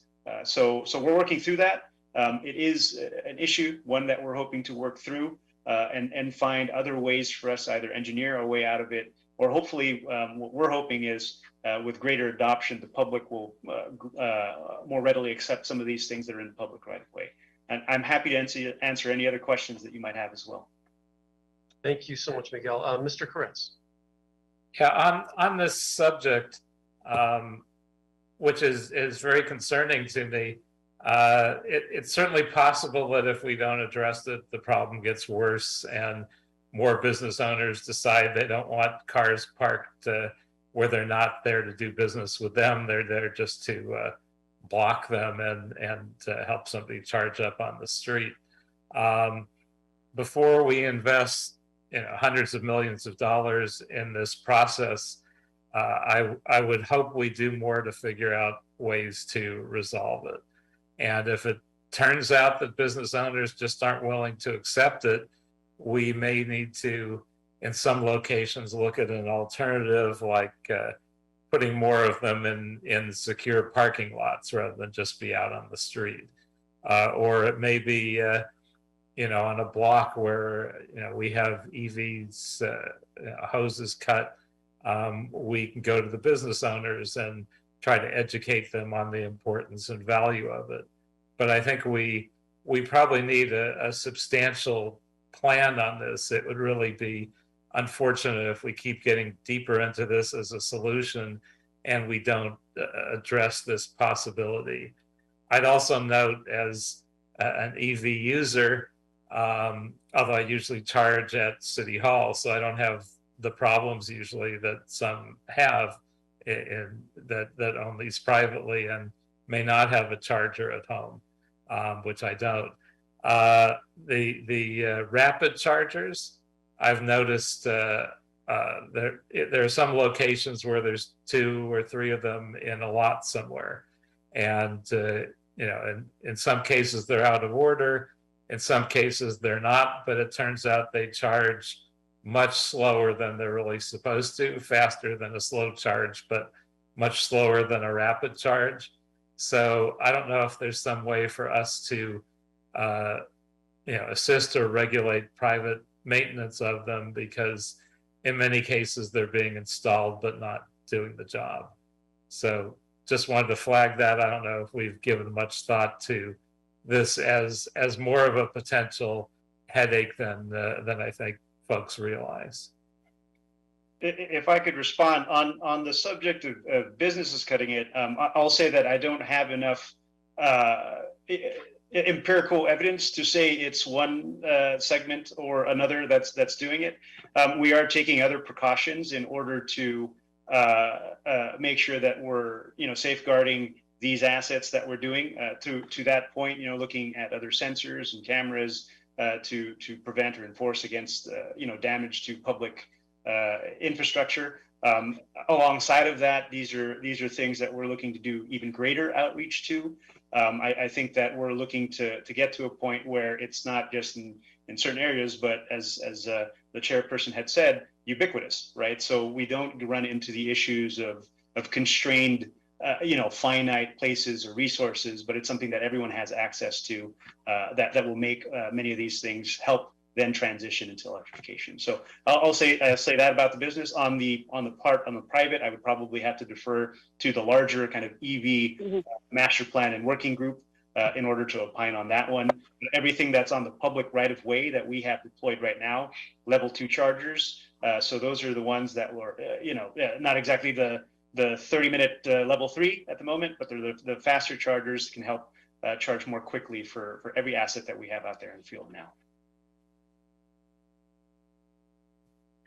Great, thank you.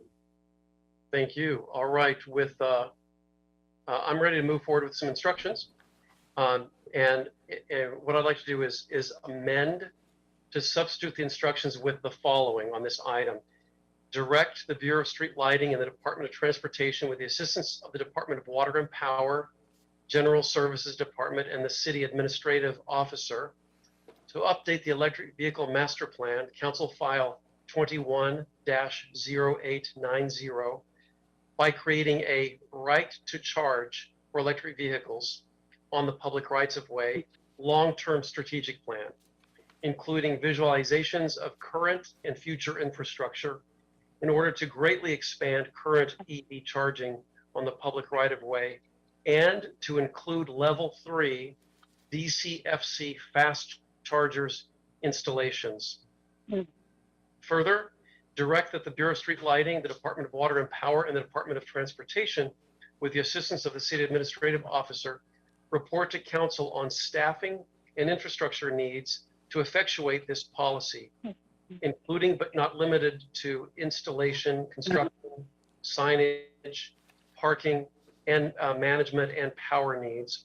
And lastly, instruct the controller to transfer $200,000 from the fiscal year 22-23 unappropriated balance fund 100/58, account number 58370, renewable energy, to fund 100/84/1010 salary for expansion of electric vehicle charger program on the rights of way as one moment, Jennifer, as delineated in 21-0890-S2.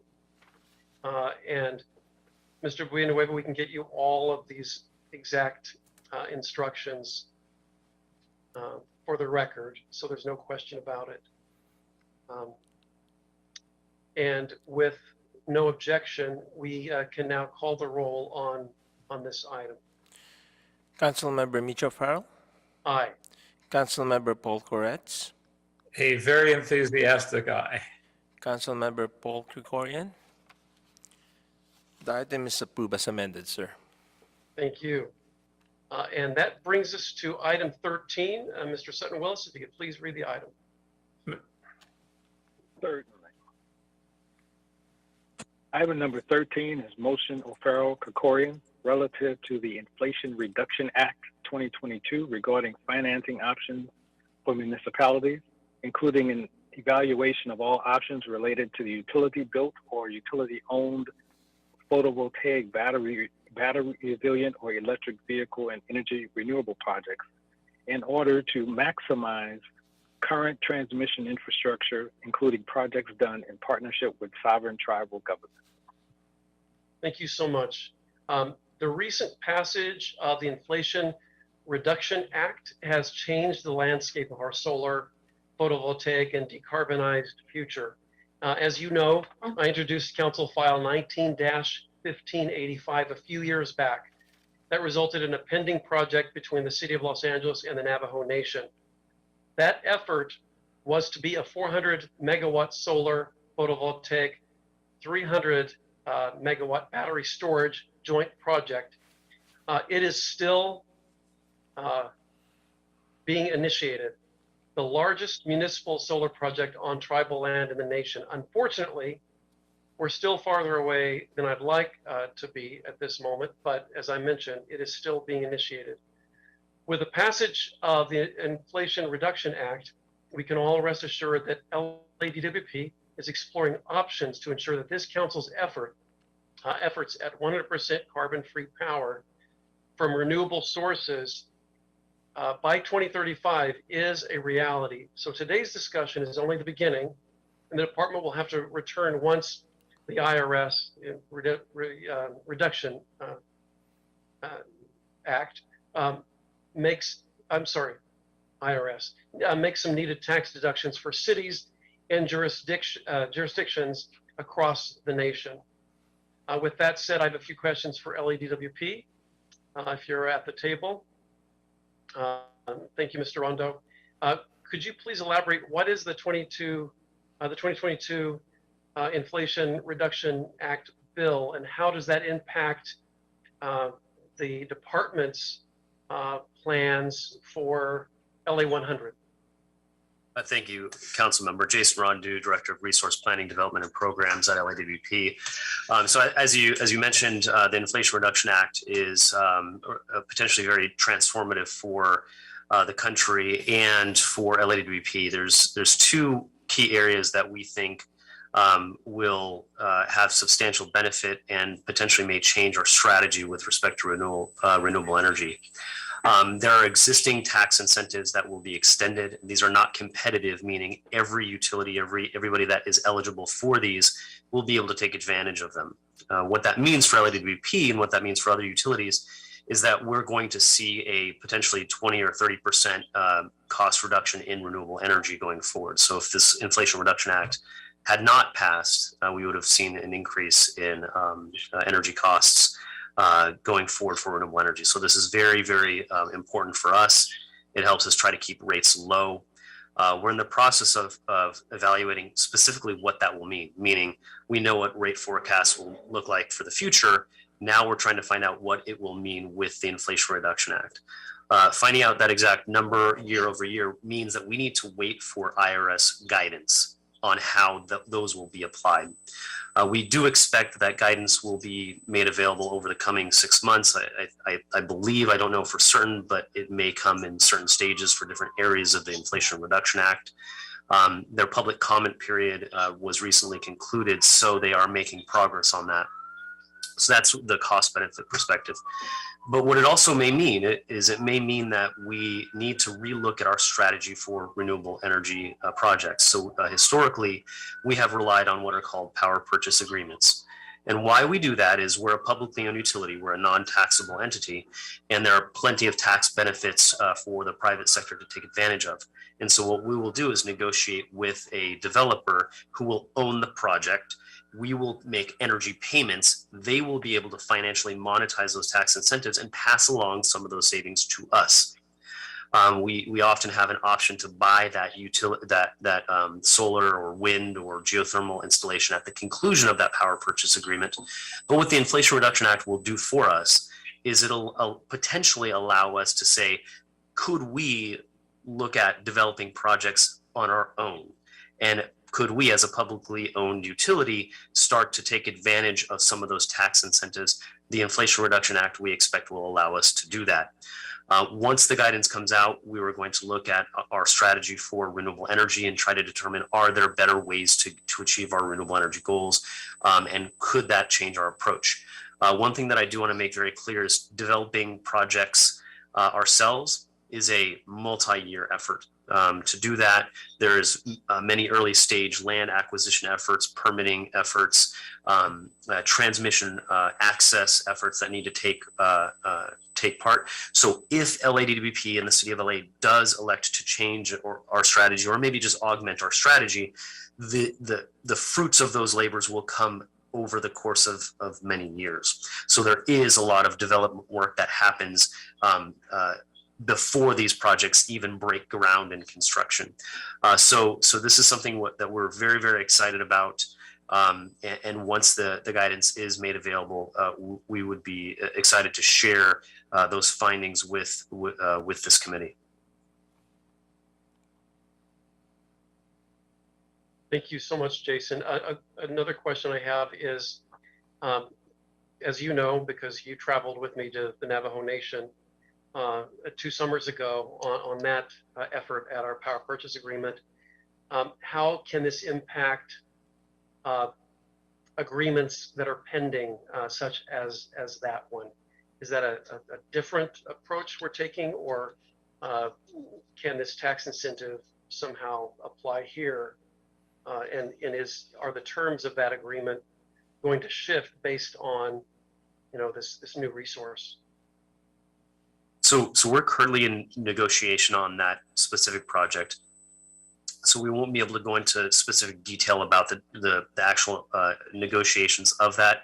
I know that you know that. I just wanted to be clear in case anybody wonders why I'm not going into detail about that specific project. But there are provisions in the Inflation Reduction Act for tribal nations to be able to take advantage of tax incentives as well. I would imagine that they will be in a similar situation in terms of waiting guidance from the IRS to understand exactly how that may change the Navajo Nation's approach to potential projects.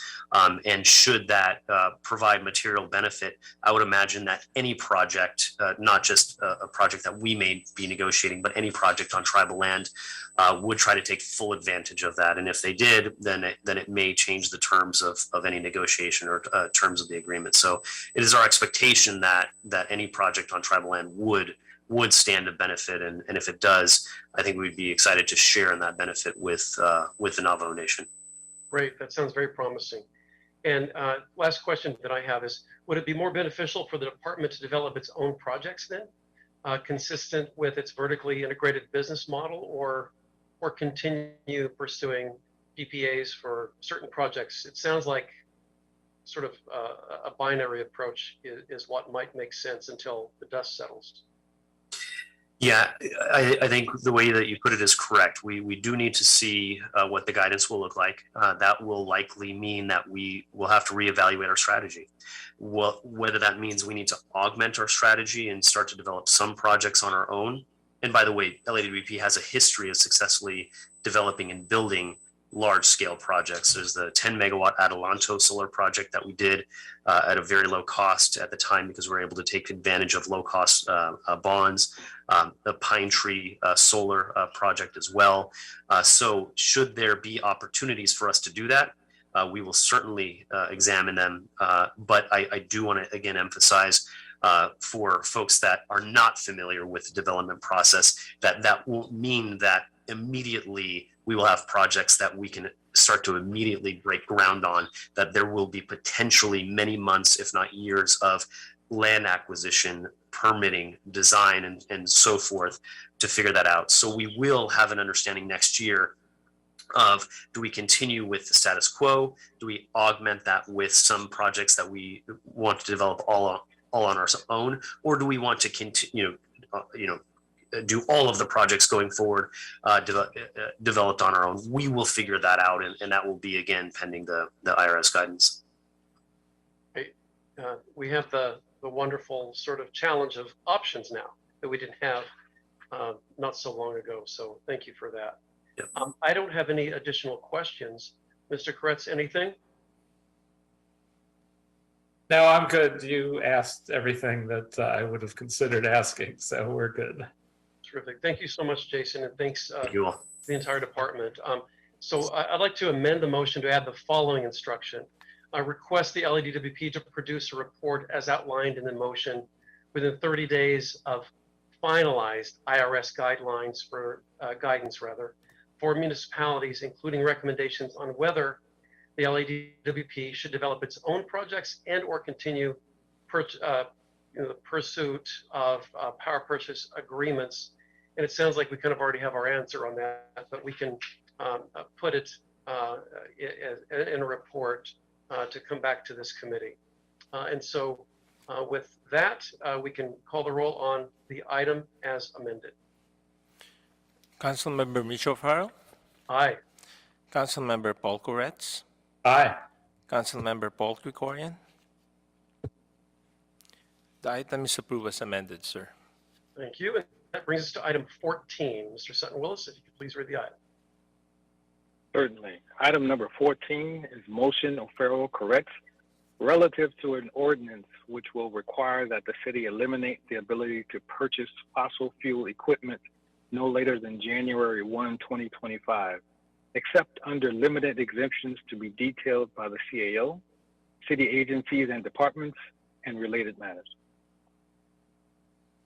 Thank you, Mr. Sutton Willis. We are on the cusp of 2 years away from January 1st, 2025. What I'd like to do is amend this motion to substitute the instructions with the following.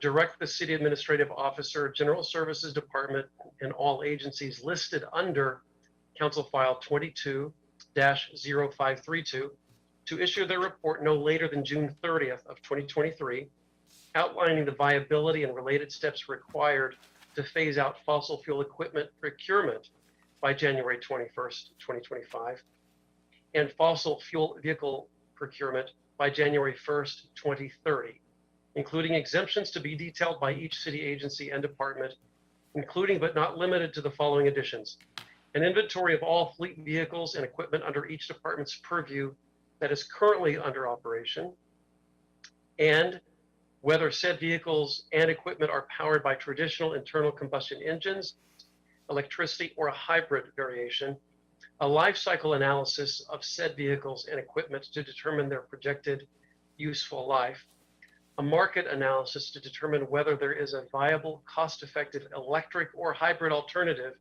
to fleet vehicles and equipment currently operating on internal combustion engines, and lastly, the evaluation of battery life and charging capacity for vehicles and equipment necessary to maintain consistent and predictable day-to-day operations and emergency, understanding that a lot of this depends on the hydraulics needed for heavy-duty trucks that service the city on a daily basis. And with that, Mr. Villanueva, if you could please call the roll. Councilmember Mitchell Farrell, Aye. Councilmember Paul Koretz, Councilmember Paul Koretz. I think you're muted, sir. Yes, I was muted. I definitely want to vote aye. Councilmember Paul Krikorian, the item is approved as amended, sir. Mr. Chair, you're muted. Okay, sorry about that. And that now brings us to item 15. Mr. Sutton Willis, if you could please read the item. Item number 15 is Board of Water and Power Commissioners, City Administrative Officer, and City Attorney Report and ordinance dated September 2nd, 2022, relative to approving the competitive sealed bid proposal method to establish engineering, procurement, construction criteria for the Scattergood Generating Stations Units 1 and 2 Green Hydrogen Ready Modernization Project. Thank you so much. Colleagues, item 15 before us today is extremely important. It's complex. It's received a lot of attention from my office and I. At my request, the Department of Water and Power has prepared the presentation for today's hearing, allowing for a thorough discussion on how and why we are here at this point. And just for the record, I have delayed this by months in order to give this issue more time to the environmental groups and all the interested parties who have concerns and skepticism about green hydrogen. So we have really provided extensive time in order for public comment, for dialogue, for greater understanding of this very complex matter. And at my request, the Department of Water and Power, as I mentioned, has engaged more thoroughly in this with in public. But specifically, this action will allow the Department of Water and Power to solicit a closed bid process for equipment to our specifications in order to ensure that we deliver the cleanest possible energy to Angelenos, as outlined in the LA 100 plan that Council directed LADWP to produce. As you all know, as the last 2 years as chairman of the Energy, Climate Change, Environmental Justice, and LA River Committee, focusing all city agencies and departments, including the Port of Los Angeles, World Airports, and the Department of Water and Power, on our 100% carbon-free policies. From our collective work with electric vehicles to our work with building decarb, which together are sectors 1 and 2 for the highest rates of carbon emissions, that means buildings and vehicles we focused on a carbon-free Los Angeles and the effectuation of LA 100. This item is well within that framework and moves us forward to the complete elimination of all fossil fuel activities within Los Angeles. And in a moment, you'll hear all of the details on why that is such a critical component to this item. The fact is that this committee and this council have ensured this comprehensive process. Recently, this council adopted my motion on green hydrogen relating to funding within the bipartisan infrastructure federal bill, the 2021 bill. Our collective efforts have ensured that California and Los Angeles will define green hydrogen for the nation, ensuring that it's indeed 100% carbon free, done through electrolysis from renewable sources. Some still don't know this, and no media outlets, exactly no media outlets in all of Los Angeles ever bother reporting on this. And that's a real problem and a real issue.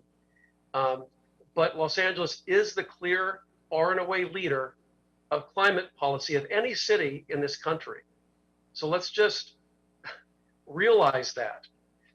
For example, New York's plan, it's the so-called 80 by 50 initiative, seeks to reduce carbon by 80% by 2050. We're eliminating it by 2035 in LA. Our LA 100 plan not only gets this there sooner, but allows us to work with the market and private industry to innovate sooner, faster, and more thoughtfully. Everyone listening and involved in this space knows that this work is hard, it's tough, it involves and includes many pitfalls. This item in particular has drawn scrutiny, and rightfully so, of my good friends in advocacy such as the Sierra Club and many, many others. The fact is that my team and I have met with, listened, and ensured that every last concern was met to the best of our ability as my chairmanship of this committee, from exploring the reach of the council's authority as stipulated in the city charter, to managing competing requests to ensure response and transparency. The concerns that this community, our communities have expressed are very real, but again, I extended and postponed this decision for months. And that's the reason we did so, to answer questions and make sure that everyone had an understanding, a deeper understanding of what this item really means. At the conclusion of the discussion, based on what we hear now and our previous exhaustive dialogues with all parties, the instructions I read will further our goals on 100% carbon-free hydrogen through electrolysis from the renewable sources, ensure that this council will have 2 different future reports and outline in highly specific detail many of the concerns discussed with the various advocacy organizations. Should the need to bring this matter before council become a reality via Charter Section 245. I want to be very clear that my instructions will go far and above what is required of LADWP on an item such as this, but that I make the recommendations in the best interests of the city and constituents across the city. With that said, before LADWP makes its presentation for today's hearing, Mr. Krikorian or Mr. Koretz, would you like to add anything before the presentation? We can certainly do that.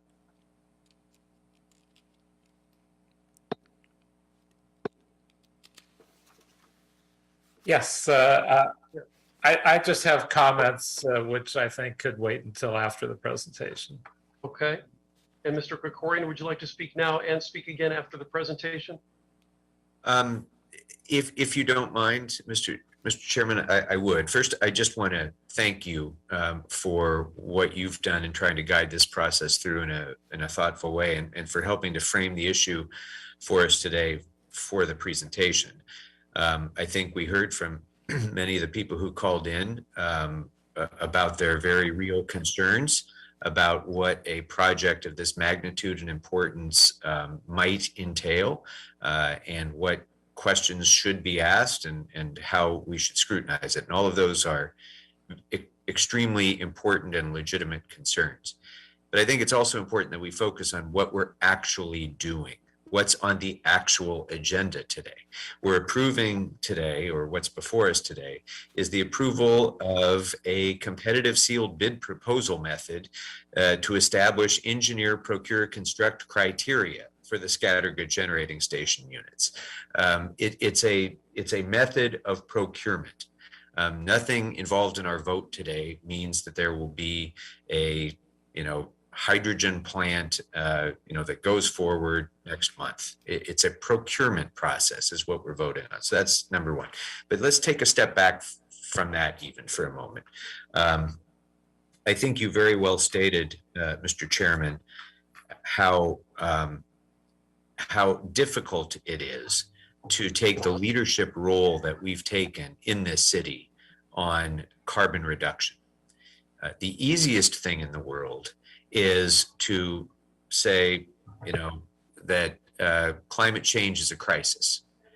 It's a lot harder to figure out how do we address climate change in a city of 4 million people and ensure that we can keep the lights on while achieving the extraordinarily aggressive goal of getting to 100% clean energy by 2035. And that's why 7 years ago, I started this process towards LA 100. And the council, with the council's leadership, DWP stepped up, worked with the National Renewable Energy Laboratory, the greatest experts on renewable energy in the world, did millions of computer models in order to figure out exactly how we achieve those goals. And, that's going well beyond wishing for things. That's actually planning how we get to zero carbon electricity.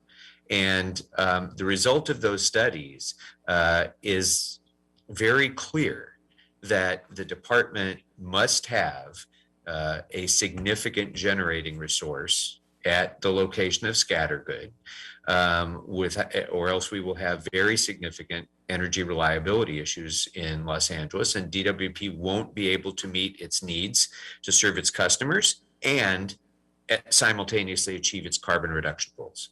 It cannot do that without a utility scale generating facility of this kind at Scattergood. So 5 years ago, this council and the mayor stepped up and said, be that as it may, we will not make the investments in repowering Scattergood as a natural gas plant. We are going to step away from natural gas at Scattergood. We also rejected other potential fuel sources like biogas, waste to energy, other things, because of our commitment to ensuring that we had the cleanest possible power generation contributing to the LA 100 plant.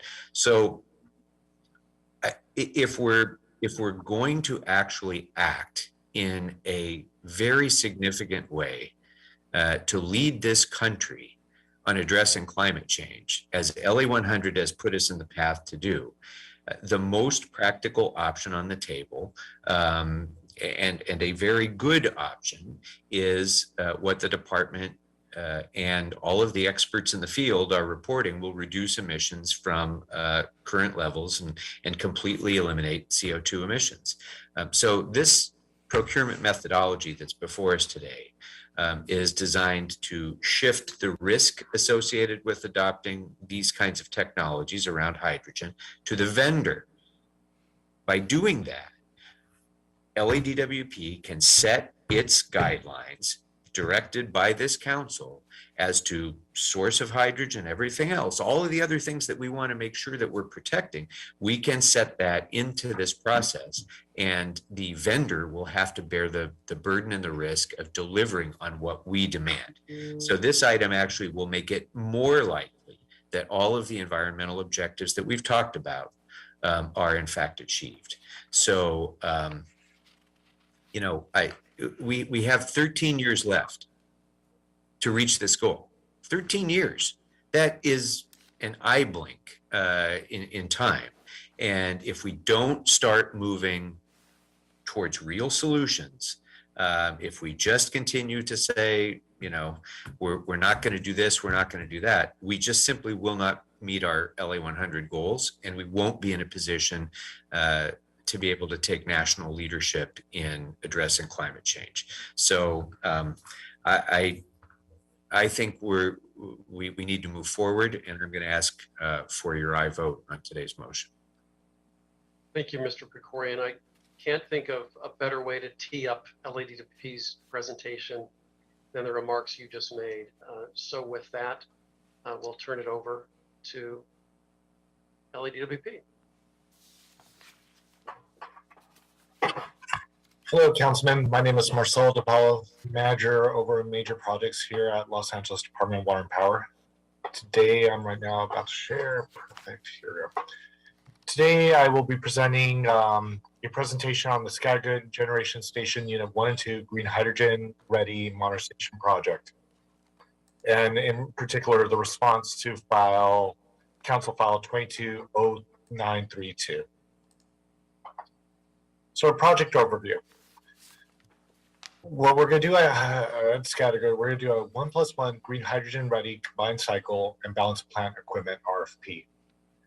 The cost of this project will be close to $800 million with a targeted in-service date of 12/30/2029. The contract methodology we are seeking to do is an engineer, procure, and construct contract.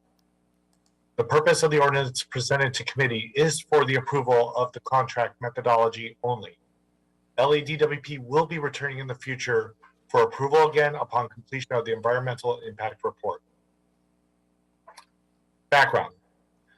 Council File 220932 had the following requests associated with it.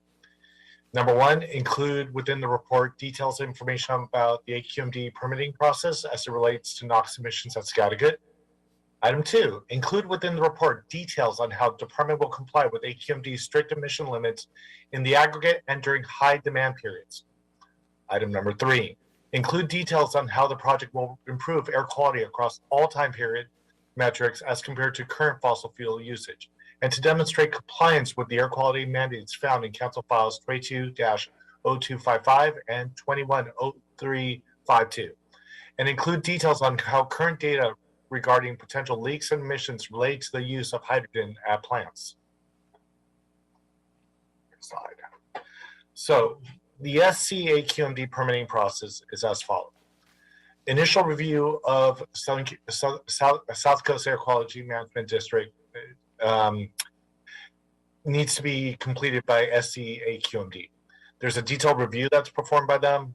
They prepare draft permits for EPA submittal. There's a public comment period coincided with the EPA review period. SCA, QMD, and LADW have to address all comments, if any, that do occur during that time. Final processing of the permit is performed by SCA QMD. After completion of CEQA, final notice of determination is given. Issuance of a final SCA QMD permit is then given, and with sufficient emission offsets must be on hand prior to issuing that permit. Compliance with the SCA QMD's emission limits. SCA QMD Rule 1135 requires NOx limits to be 2 parts per million, and that's going to be effective next year. Compliance within permit limits and emissions are monitored thoroughly. LADWP has dedicated staff to ensure that emission data is monitored and reported to SCA QMD through its continuous emission monitoring system. Our monitoring system transmits on a daily basis to AQMD and also does daily automatic calibration. Periodic emission source testing is performed, and these source tests are also submitted to AQMD. Emissions are controlled and reduced using the following measures. For NOx in particular, we use selected catalytic reduction systems and through chemical processes. The sizing of these catalytic reduction systems ensure that NOx permit limits are met. Periodic samplings of the NOx catalysts are constantly monitored to check and ensure that they'll meet their life expectancies. Steam or water injection is included to reduce heat of the engines. And we also use dry, low NOx fuel nozzles control systems to maintain gas turbine exhaust. We limit fuel consumption in addition. For CO in particular, we use oxidation catalyst to reduce our CO limits. And the important thing to note, it doesn't matter whether it's an aggregate or high demands, we follow these procedures no matter what. For NOx emissions, and within this figure right here, we utilize dry, low NOx combustion systems for this project. So when you see the image on the left, that's a typical combustion unit. On the right, the typical diffusion units, you see how the temperature reaches above 2,500 to 2,000 Kelvin and how many NOx are produced. With the new technology that we're introducing, the temperature and burn rate is going to be a lot lower. It's going to be at 1,800, thus automatically reducing the amount of NOx that's produced because the heat level of these units is much, much lower. In-basin NOx emissions. The current capacity factors at our plants on the figure on the left are, you can see, at Harbor, Haines, Scattergood, and Valley range from 2.3 to 27.8% right now. By 2035, we anticipate to get to 1%. So at 1%, we'll be at 1% by 2035. Now, when you look at the emission forecast and based on tons, in 2021, we should have about 12, in 2021, we have anywhere from 12 to 75.8 tons of NOx. And then when you look at by 2035, our numbers reach down to the 1.4, 1.3, 1.9 range.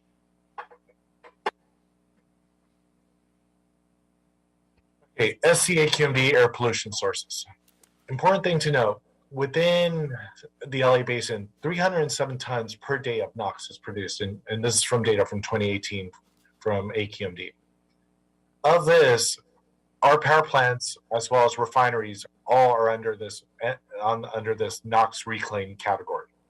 But within that 307 tons, DWP's power plants represent 0.578 tons per day, which is less than 0.2% of the total NOx generated in the Southern California air basin. Oh, sorry, I went one slide explain. And what's also important to note is those are within today's numbers. When we look at 2035 with the implementation of Scattergood and green hydrogen, we will be down to 0.016 tons per day. Greenhouse gas emissions. The important thing to understand with greenhouse gases, with LA100 and with our goals that we have as a utility and within the city, by 2035, we will be at zero carbon. And that is our goal, and that's what we are striving for. History of hydrogen safety. LADWP has used hydrogen at its generation facilities for decades. Safety measures currently exist on on-site storage of hydrogen, which is used right now for generator cooling. LEDW prioritizes the safety of staff, community, and assets thoroughly and throughout our processing.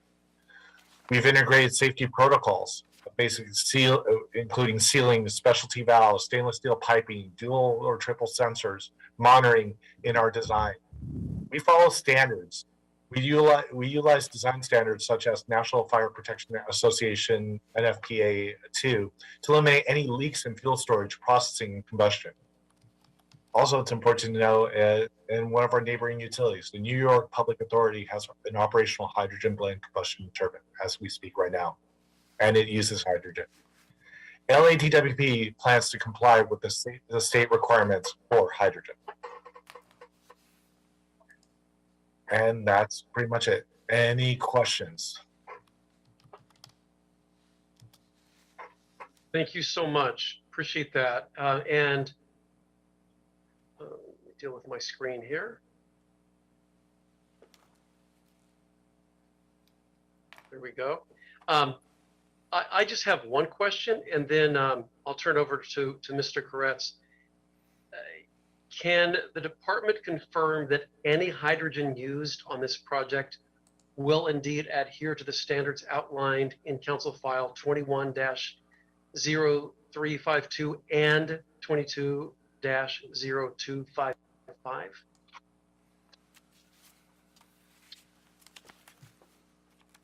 Can you please repeat that one? Sure. Can the department confirm that any hydrogen used on this project will adhere to the standards outlined in the two council files, 21-0352 and 22-0255? So the plan will be, those will be embedded in our design requirements within our RFP once we actually do advertise. So the requirements are coming from your council orders as well as state standards and mandates that there are for hydrogen safety and protocols. We will be embedding into the contract and requiring our contractor to actually build the system and provide it so that it complies. Thank you, Marcelo. One other quick question. Can you address the question of non-combustion production?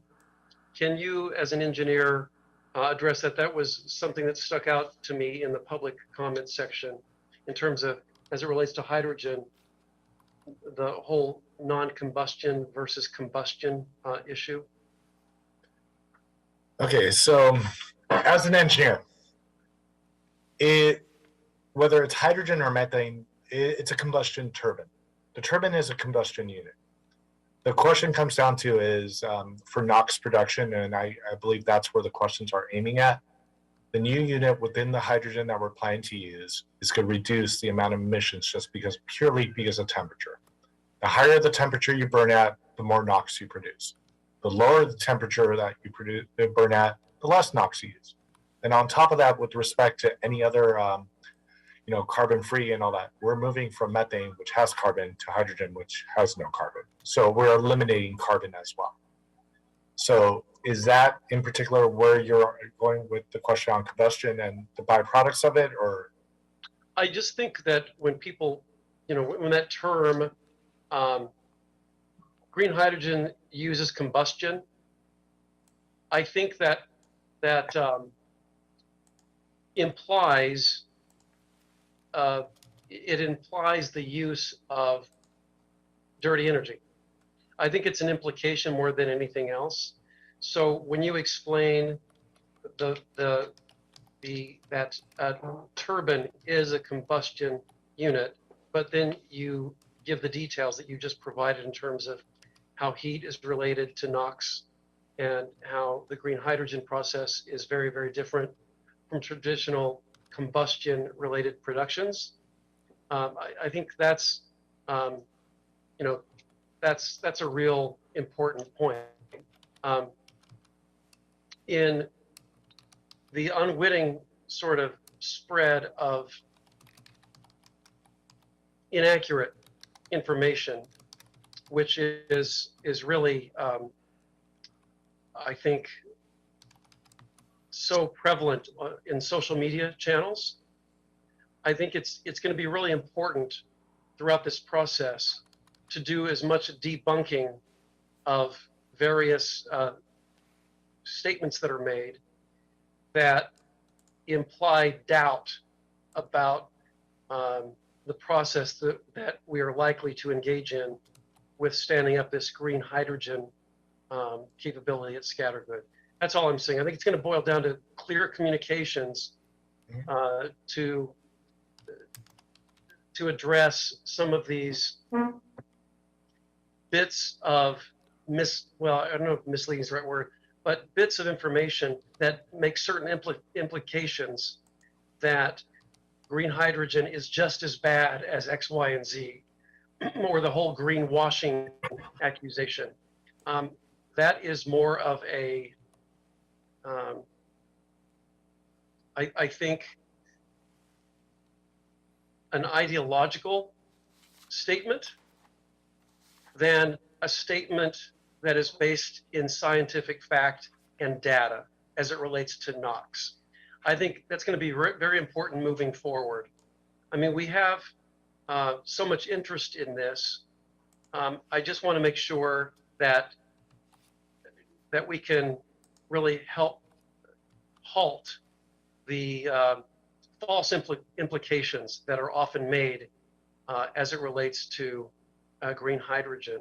And so anyway, I'll stop. I'm already getting ahead of myself here. The last thing I want to ask you is,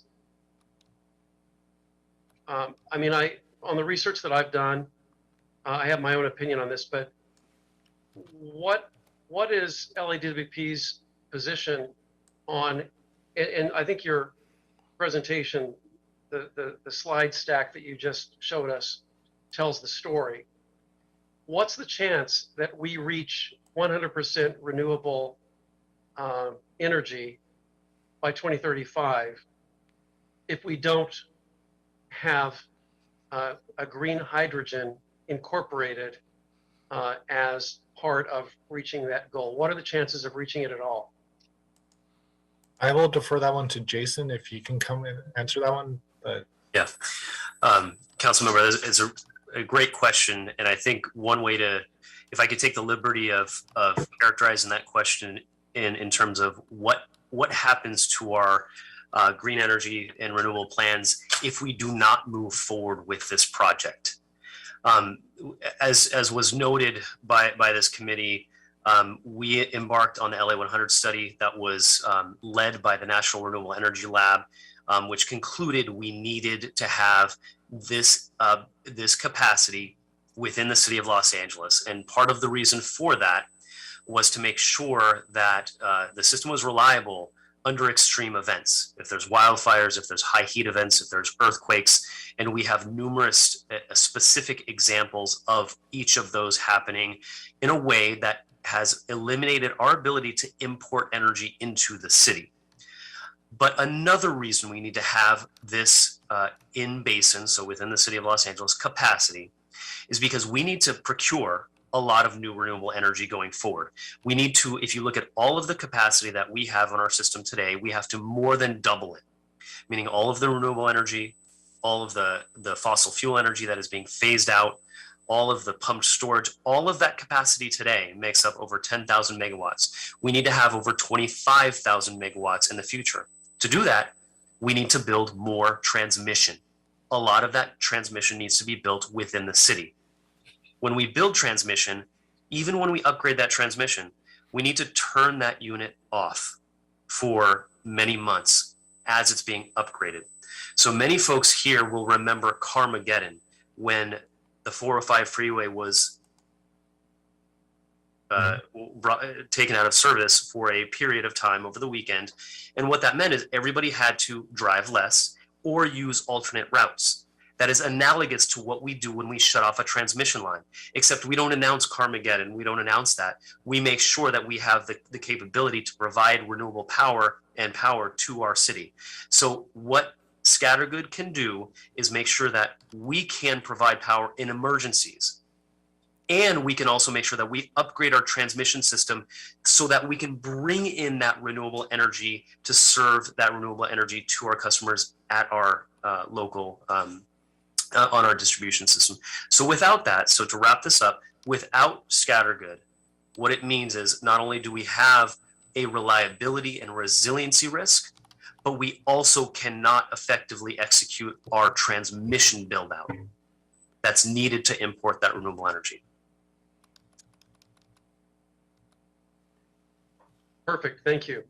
And it just goes, I think it's worth repeating Mr. Krikorian's point, and that is what we're supporting is simply procurement. We're not defining everything beyond procurement with this particular decision today. Thank you for those explanations. That helps a whole lot. Mr. Koretz. Thank you, Mr. Chair. And I have to say to start that I fully understand all the implications and the nuances of this item. And I thank you and your staff for all your hard work and effort on this, Mr. Krikorian and his staff as well. But the fact remains that SoCal Gas lobbyists looked me in the eye and told me they intended to use hydrogen to keep the methane flowing for as long as possible. Brown hydrogen, blue hydrogen, whatever the color. And one of the engineers from Lawrence Livermore Labs actually hid his financial sponsors when giving a PowerPoint presentation where my environmental staffer was present, and then begrudgingly went back and showed a slide of SoCal Gas when he was forced into it. They've been unable to truly stop methane leaks, and hydrogen leaks could be just as bad for the climate. I'm still not comfortable with this, and I'm not comfortable with SoCal Gas's trustworthiness. Now, I'm gone in a week, so I'm not sure how much that matters. And I would say also that I feel the same way in terms of urgency about the urgency to get off gas-powered vehicles, which I know the council has been hesitant to move up the date. I do think we need to make the hard decisions and the hard choices and do the work, but I'm just not there yet on this one. So, you know, I don't think we're ready yet. I think we're jumping the gun a little bit. I don't think we have good examples of viable operational technology elsewhere where we can sort of kick the tires and be 100% confident that this will work and we won't have another disaster as a result.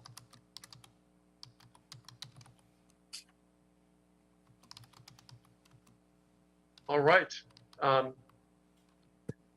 With that, if there are no more questions, I would like to add the following instructions, and that is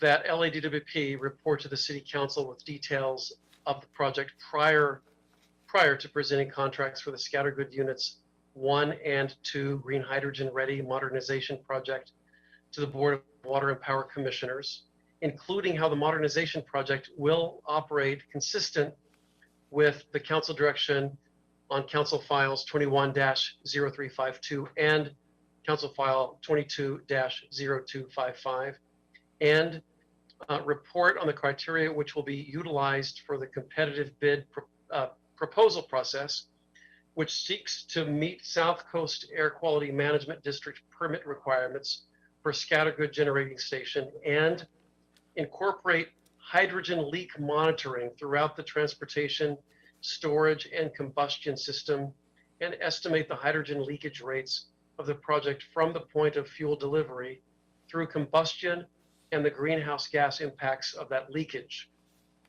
Report on details of how the modernization project supports LADWP's decarbonization and local air quality improvement goals, consistent with its current and future strategic long-term resource plans, improves air quality and reduces the risk of negative health impacts on those located near the Scattergood Generating Station, including the details on the DWP's management practices to avoid leaks and emissions of hydrogen at the site, and to provide a report to council within 5 calendar days on the project's status, costs, and potential alternatives after every LADWP board vote on the Scattergood Hydrogen Ready Modernization Project, including but not limited to the release of the environmental impact report before contracting and before beginning construction at Scattergood. And lastly, request that the DWP to directly engage communities adjacent to gas plants through community-based organizations on the impacts of hydrogen combustion. And with that, Mr. Villanueva, if you could please call the roll. Councilmember Mitchell Farrell, Aye. Councilmember Paul Koretz, I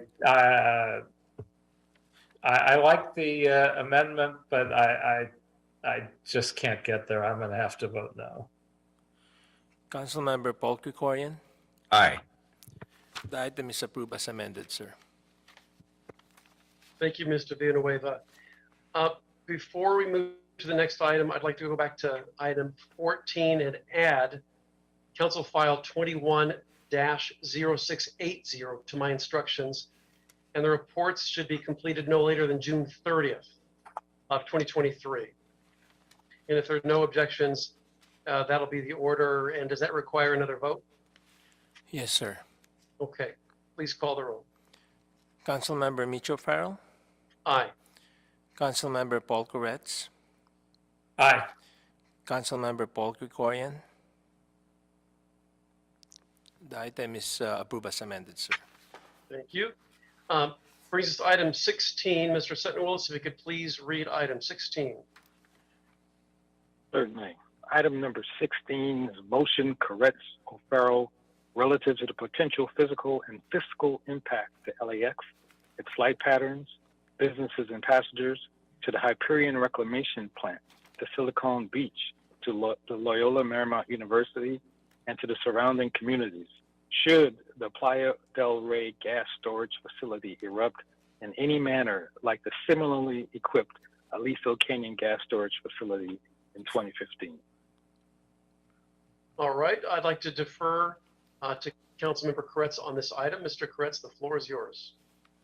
Thank you, Mr. Chair. And I have some comments. I would start by saying that 7 years ago today, Aliso Canyon had already erupted and was in the process of becoming the worst human-caused climate disaster in history.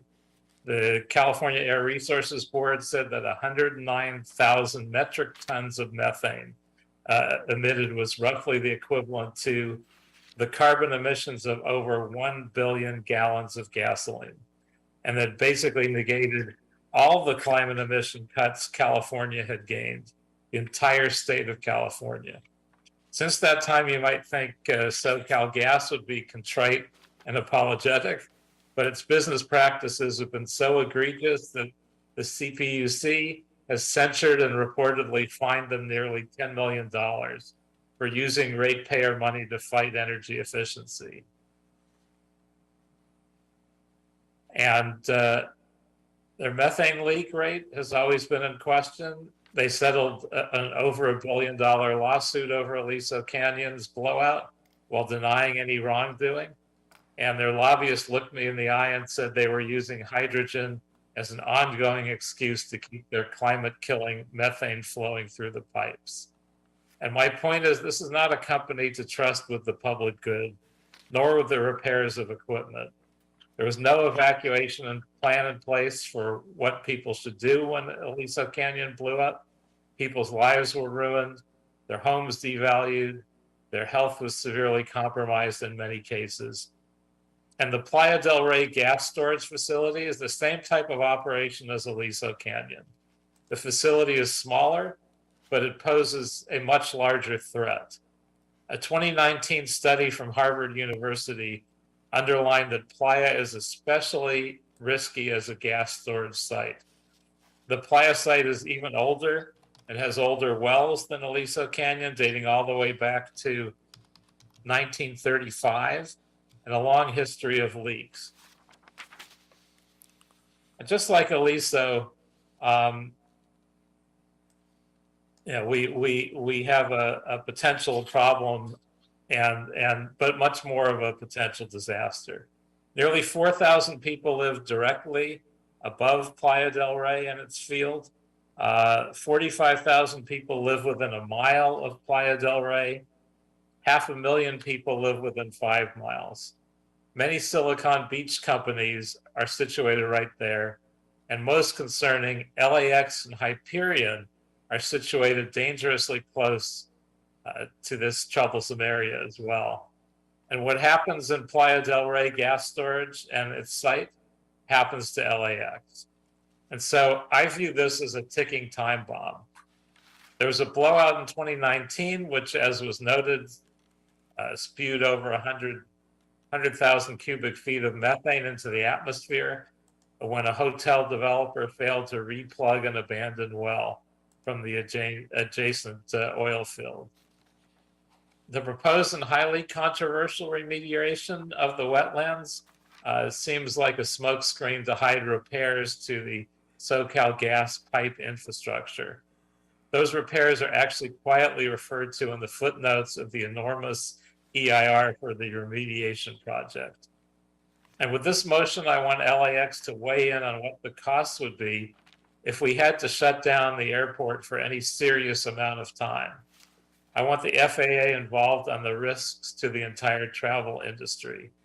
I want to daylight the evacuation plans for it if there was a blowout, so the public knows what to do. We saw how damaging the spill at Hyperion was last year. I want to know what the impact a possible leak at Playa would have on our vitally important water reclamation plant. And I would appreciate this committee's support for this, and thank you for your consideration. Thank you, Mr. Koretz. And with that, we can please call the roll on this item.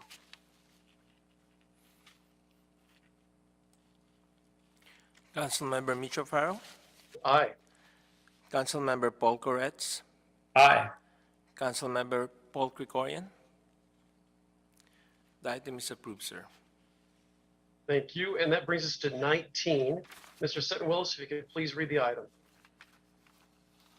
Certainly. Item number 19 is a motion, Koretz O'Farrell, relative to the practice of planting non-native landscaping plants and trees and using the ecotope map created in the LA City Index as a guide. Plant only appropriate native plants and trees, except in situations where plants and trees are designed to produce food for human consumption or provide a designated recreational playing field and related matters. Thank you, sir. As Mr. Koretz well knows, because he is an authority on this issue, the Los Angeles region faces a biodiversity crisis driven by the replacement of local native flora with non-native plant and tree species.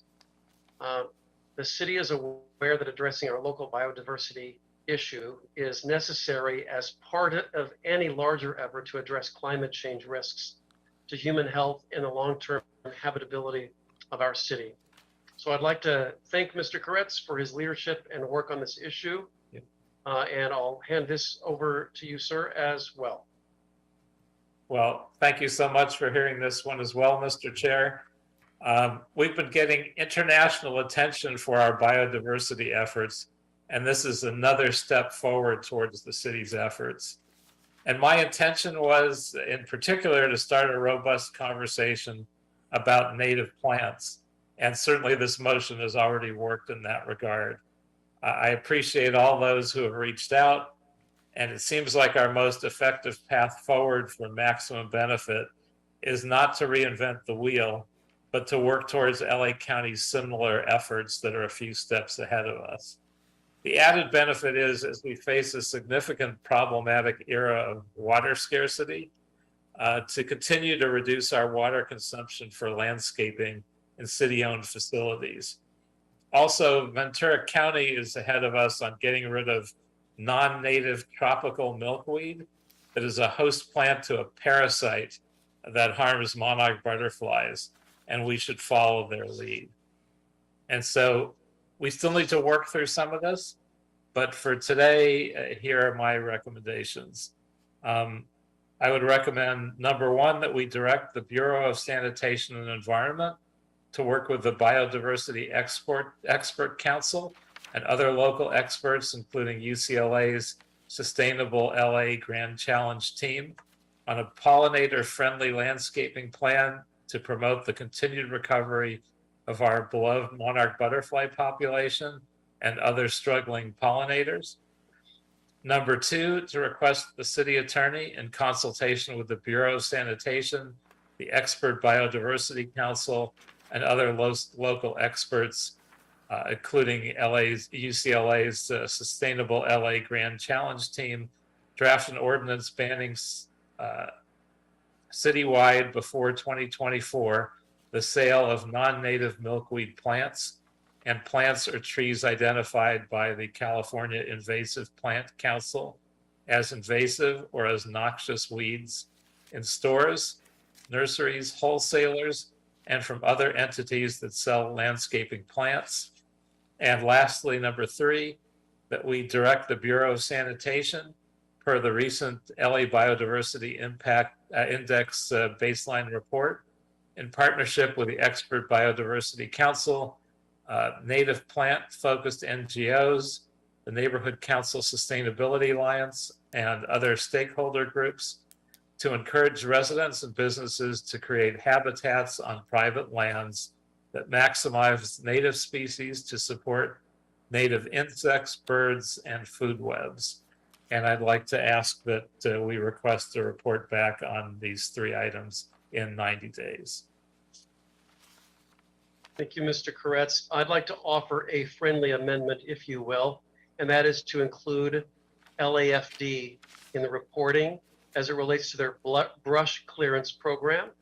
I've heard from multiple constituents and seen it with my own eyes, the requirement to remove everything that grows within a certain private property line during brush clearance season. And that means the clearance and removal of all native and indigenous plants as well. So I would love for LAFD to report back along with the other departments on this policy so that we leave no stone unturned. That would be a very friendly amendment, and I would appreciate adding that on. Wonderful. Thank you so much. And just along these lines, I'll say this again. I've mentioned it publicly several times. You can purchase narrow leaf milkweed at most nurseries at this point that are indigenous, that are native, and that promote the health and well-being of monarch butterflies. Even at this late date, the indigenous native milkweed in my backyard is attracting monarch butterflies. So this is 5 years in running now, and they will proliferate, and everyone can participate in this. They can be planted in flower pots on someone's balcony, but this is an opportunity that everyone can participate in, and that is planting native and indigenous plant life in our community gardens, in pots on our balconies and back patios, or if you are a private property owner, in your yards. And this will go a long way into bringing back the monarch and other native species that are so important to the health and well-being of our ecosystem. So I thank you, Mr. Koretz, for your leadership in that. And with that, let's call the roll on this item. Oh, yes, Mr. Koretz, go right ahead. Oh, I just wanted to add on to that, that we suggest to staff, since we won't be here to watch over it, that perhaps there be a bit of an education campaign put on by the city to let people know that they can plant milkweed, and even in people's homes, this is actually a valuable activity. We don't see many monarch butterflies in neighborhoods, but I think part of it is people don't know about planting milkweed and planting the right native milkweed. And that would be a valuable thing for our city staff to undertake. Great point. All right, let's please call the roll on this item as amended. Councilmember Mitch O'Farrell, Aye. Councilmember Paul Koretz, Yes, yes, yes. Councilmember Paul Krikorian.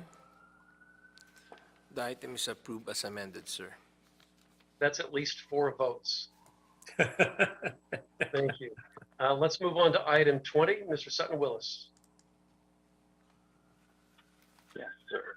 Item number 20 is a Bureau of Engineering, General Services Department, Department of Recreation and Parks, and report relative to developing building decarbonization work plan for the city's existing building stock and identifying city facilities for near-term installation of distributed energy generation systems. Thank you so much. Another very important item at this last committee hearing of the year. This committee adopted the findings in my original motion some time ago, and due to our collective work, the city has made major strides in the electrification and decarbonization of our entire building portfolio. I'm most proud of the place we are at currently and collectively. The council just adopted gray water ordinances, building decarbonization, and has cleared the way to expand as many dollars as possible in retrofitting buildings and other assets. Today's report will be focused on the facts and figures of our policy approach. We'll hear from Bureau of Engineering as well as a few other departments on what it will take to ensure our policy works and is successful. Finally, after the discussion, I'll have a few questions and directions for the committee to adopt. With that said, let's begin with a report overview from the Bureau of Engineering.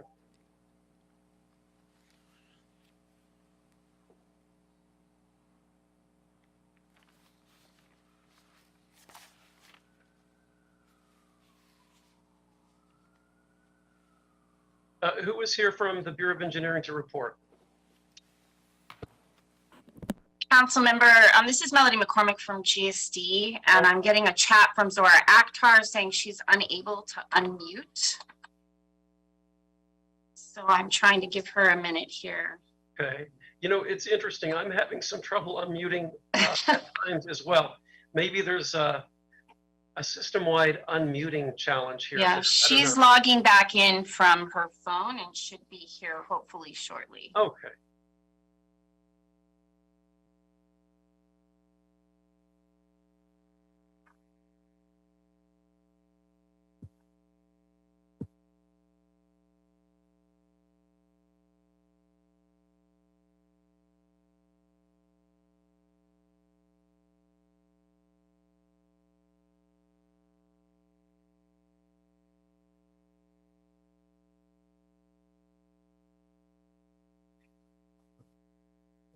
We see that Zora is on, but maybe the unmuting problem is still persisting. Okay, Lorraine Moreno is also on. Lorraine, did you want to cover for her? Did you want me to go through your section? Yeah, I can get started. Okay, great. Thank you. Thank you. Apologies for that. I was hoping Zora could jump in, but so yes, good day, honorable council members. I am Lorraine Moreno with the Bureau of Engineering.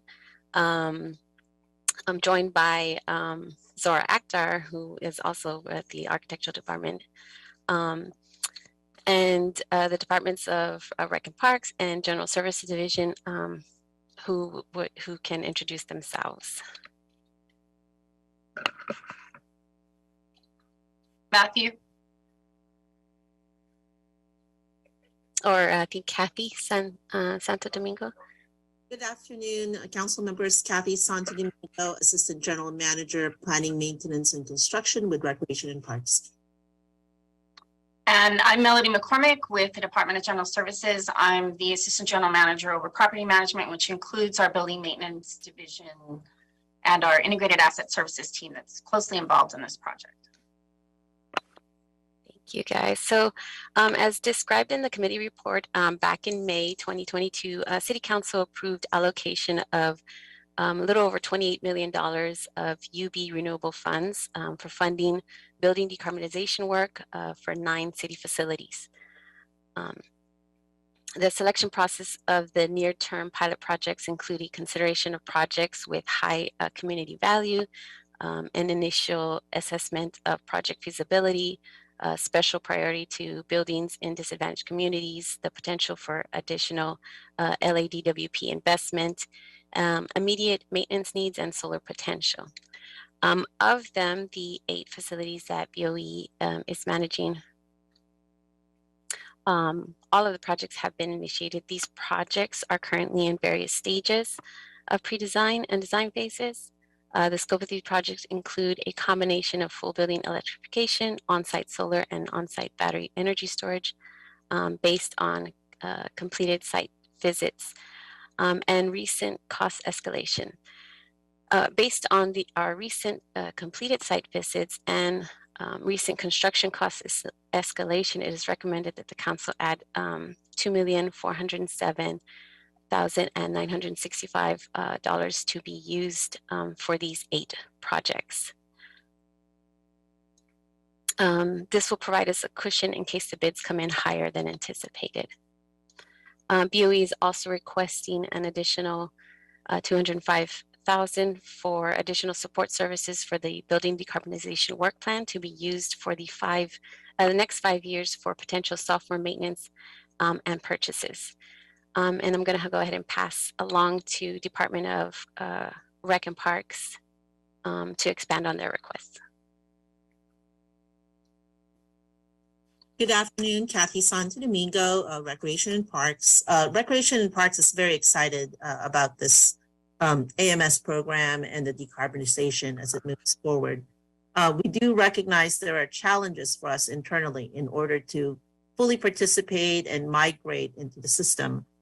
So with that, our request is for a position as senior systems analyst and a senior admin clerk to basically have a dedicated staff within the department to assist us in migrating our building and park facility data into AMS. The pandemic has set us back. We've lost quite a few positions in our real estate group, including our lead position, basically our real estate director overseeing real estate and all of our assets. So with that, these 2 key employees, if approved, would be dedicated staff for this effort. We're also requesting $375,000 in terms of licenses and hosting and maintenance and training in terms of the AMS program. One correction in the report, though, is that it is for 4 users for a period of 7 years instead of the 7 that's indicated in the report.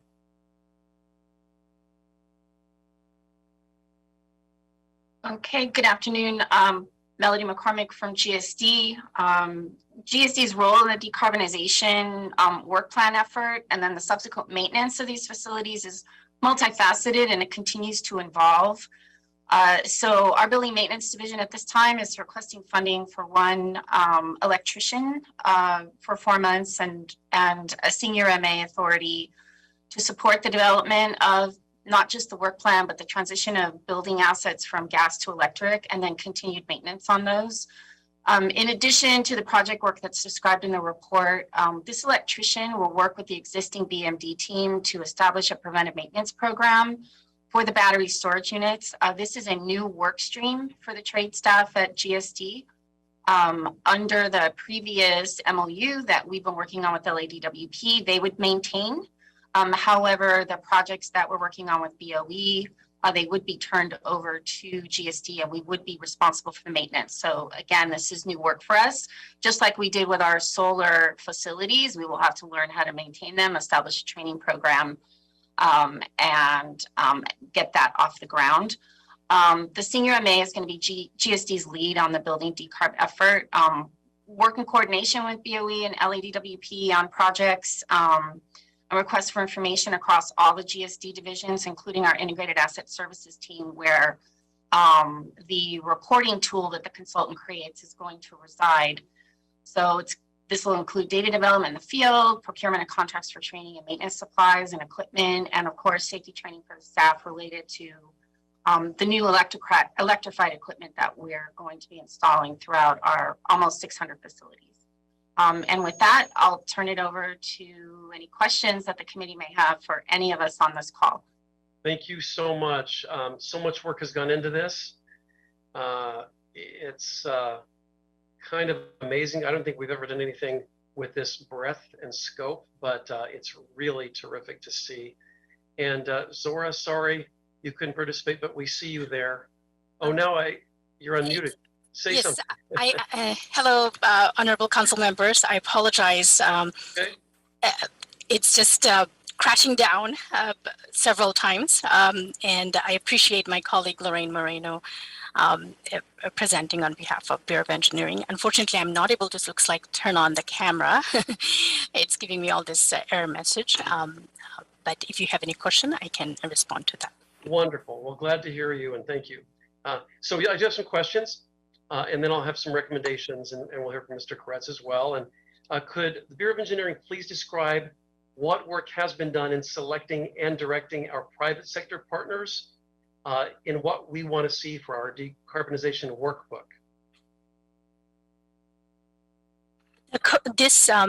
Thank you so much, Honorable Council Member, for the question.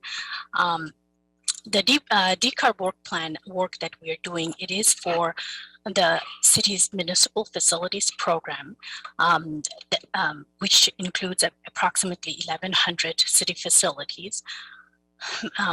Therefore, the private sector partnership, we have not fully engaged in that. However, we're in the who will work, who Bureau of Engineering will work with to develop, reach outreach to the private sector, as well as the city's Department of Water and Department of. I apologize. I'm kind of out of touch. I'm kind of mumbling here. No, that's okay. Building and Safety. So we hired some consultants. And we have reached out to them. Okay, the consultants, the private sector partners, meaning the consultants that we brought on as part of this work plan. Where are we with, with them? Correct. So, Council Member, we have engaged in hiring consulting services from a specialty consultant that will help us work on the building decarbonization workbook. And we're in the process, we have interviewed 4 firms and we're in the process of finalizing the final selected firm. We expect to issue notice to proceed with that firm no later than February of 2023. And once notice to proceed is issued, we expect for the process of development of building decarbonization work plan to take place within 8 months for its delivery. Great, thank you. And next question is for General Services and Recreation and Parks. Could you describe how you manage the properties today and how the recommendations in this report further our goals within that management model that you currently have? Obviously, that's going to change. So how is that going to be impacted? Okay. Kathy, do you want to go first? Sure. Kathy Santo Domingo with Recreation and Parks. Currently, Recreation and Parks has a very old-fashioned way of managing properties. We do have, what's very similar is a property listing. It's an Excel database, and it basically lists, properties that are dedicated parks, properties that are Recreation and Parks owned but not dedicated parcels, and then properties that we lease from various entities, including the Army Corps of Engineers and federal governments.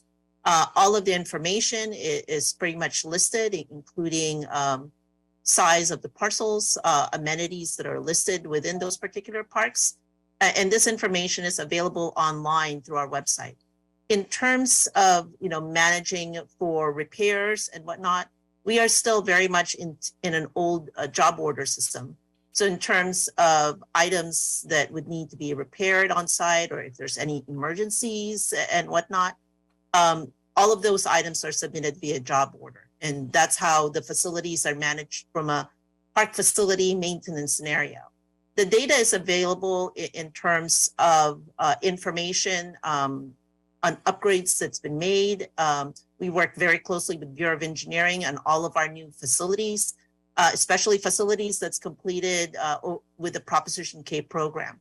So those are information that is available, and it's, very much in partnership with Bureau of Engineering on their completion. In fact, they delivered the projects for us. So migrating over to an AMS system is something that's been our goal. Unfortunately, we are not there, and we definitely need the assistance of the new positions and dedicated bodies to get there. In terms of the job order system, that's a day-to-day activity that we have with our construction crews and in the 4 regions that we have in the system. Thank you. Yeah, obviously, a new paradigm or an additional paradigm will have to be adopted to accommodate the electrification of these recreation and parks facilities. Anyway, thank you, Kathy. Melody. Good afternoon, Councilmember. Thank you. I'm always excited to talk about our asset management system. As you know, the city made a substantial investment in developing an asset management system, or it's also called an integrated work management system within GSD. Within that, we have a property module where we contain all of the city's properties, including those for recreation and parks. Coming off of that, we have our building maintenance module. And on a daily basis, any employee can log on to the internet and they can request services through that GSD portal. It goes to our work control center. Those are then pushed out to our building maintenance staff in all of our districts throughout the city via mobile phones, and they are dispatched to those sites. We also have an asset module connected to that. And in that module, we are continuing to collect data on all the various components within the building. What's been exciting about this project is we've had staff out in the field pulling together data on the specific type of HVAC, on asset information needed for roofs, any other gas-powered appliances that may be within the facility. And those are all stored in the asset database, and we're pushing to try to get that data collected over the next few months, so it's not only ready for the consultant to take a look at, but also for the report back on some of the motions that were discussed today. So that is how we manage our work. We manage our real estate services this way. We have we have engaged departments in utilizing it as well. LAPD, LAFD submit their maintenance requests through this. And the important thing about the tool that the consultant is creating is that if it resides within AMS, it'll allow us to interface with our utility bills.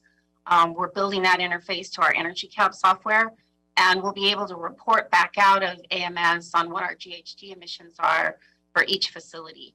We are very excited about getting RAP on board. We know they didn't have the resources to participate initially, but their properties are in the database. We just need to get them on board. And our staff and integrated asset services is going to assist with that so that all 1,100 of the properties that BOE has identified in the work plan can be included in the ongoing reporting, and we'll know by facility which ones have been fully decarbed, and that includes capturing data on drought tolerant landscaping and lighting retrofits as well. Thank you. Thank you. I do have an additional question for Rec and Parks, Kathy.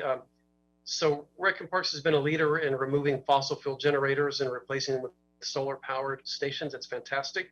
Could you explain how these pieces of equipment have improved the department and how more can be helpful or yeah, I don't know about that question actually, how more of them can be helpful.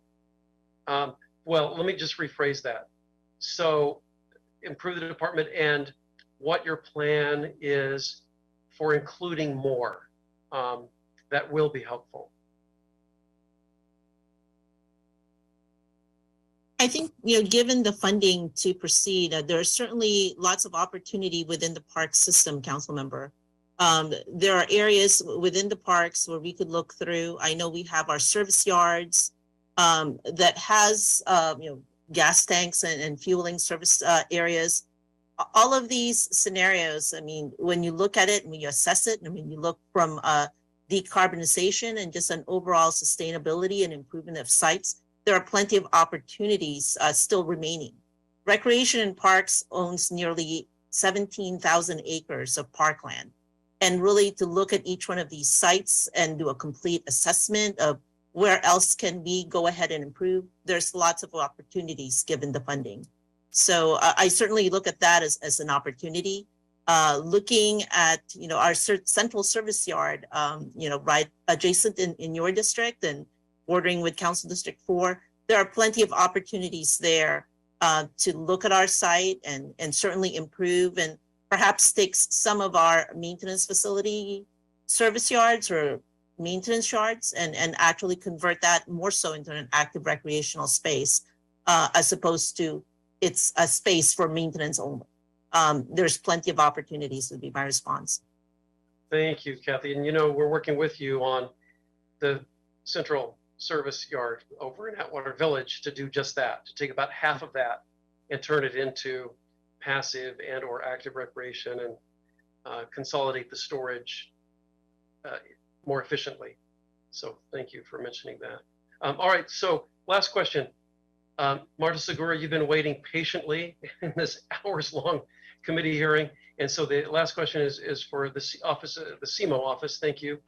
And could you weigh in on the work that CMO has been doing with respect to cooling centers as it relates to the decarbonization of city facilities? Yes, thank you. Thank you, Chair O'Farrell, and to all the honorable city council members on this committee. I'm happy to report that as Chief Heat Officer and as Director of Climate Emergency Mobilization Office, we have been working closely with EMD and have had various conversations with Rec and Parks and libraries to prepare for the last heat storm. In fact, we were working on seeing how we could increase cooling centers months before September. And the result was we had 16 instead of 6 augmented cooling centers. We added 73 libraries to our Cool Spots LA app.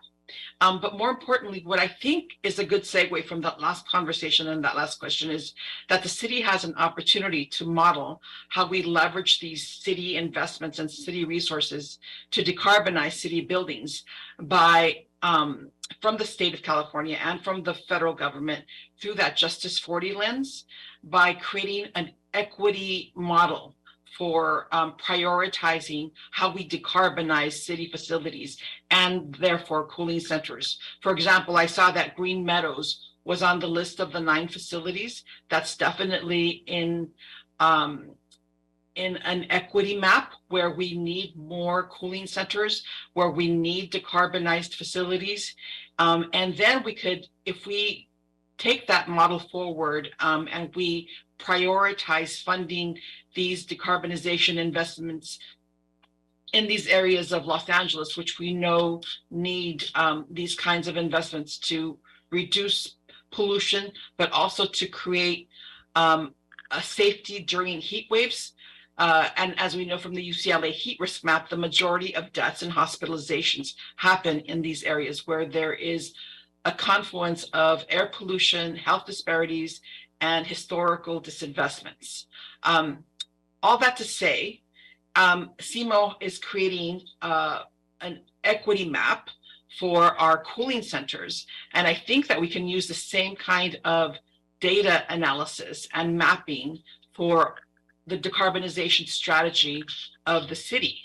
And if we don't have a prioritization plan in place yet, I would like to have the opportunity to offer this decarbonization equity lens to BOE, Rec and Parks, the library system, so that we can have a more measured, place-based approach where we can evaluate the more immediate impacts of saving lives and preventing hospitalizations during heat waves, but also then use it as a template to apply for state funding and federal funding where they are aligned with the Justice 40 principles of investing no less than 40% of city dollars or city infrastructure dollars given by the federal government to these historically disinvested communities. So I'm I'm really happy about the collaboration with EMD and planning and rec and parks and libraries and others. And I think and DWP as well. They're all very excited to learn more about this map that we're creating. In fact, we're creating it with UCLA and MIT students so that the city can use it as a metric and a strategy to continue to decarbonize and invest, but also relieve our short-term goal of our heat action plan, which is to save lives and prevent hospitalizations during heat waves. I hope that that's clear. No, that's great. It's wonderful to have SEMO in this space. It's so important. And I was just kind of thinking about, Marta, you know this, the Glassell Park Community Center is a public-private partnership. So that's one of the cooling centers, is that community center, but yet it's on private property and it sits underneath a gigantic flat rooftop, but in a privately owned building. So I think future discussions can be about leased properties or partnerships, and especially that's right. In the application of federal and state funding, how there could be partnerships even with private entities where we cohabitate, you know, with a public-private partnership. So I agree. Are endless. 100% agree. Thank you.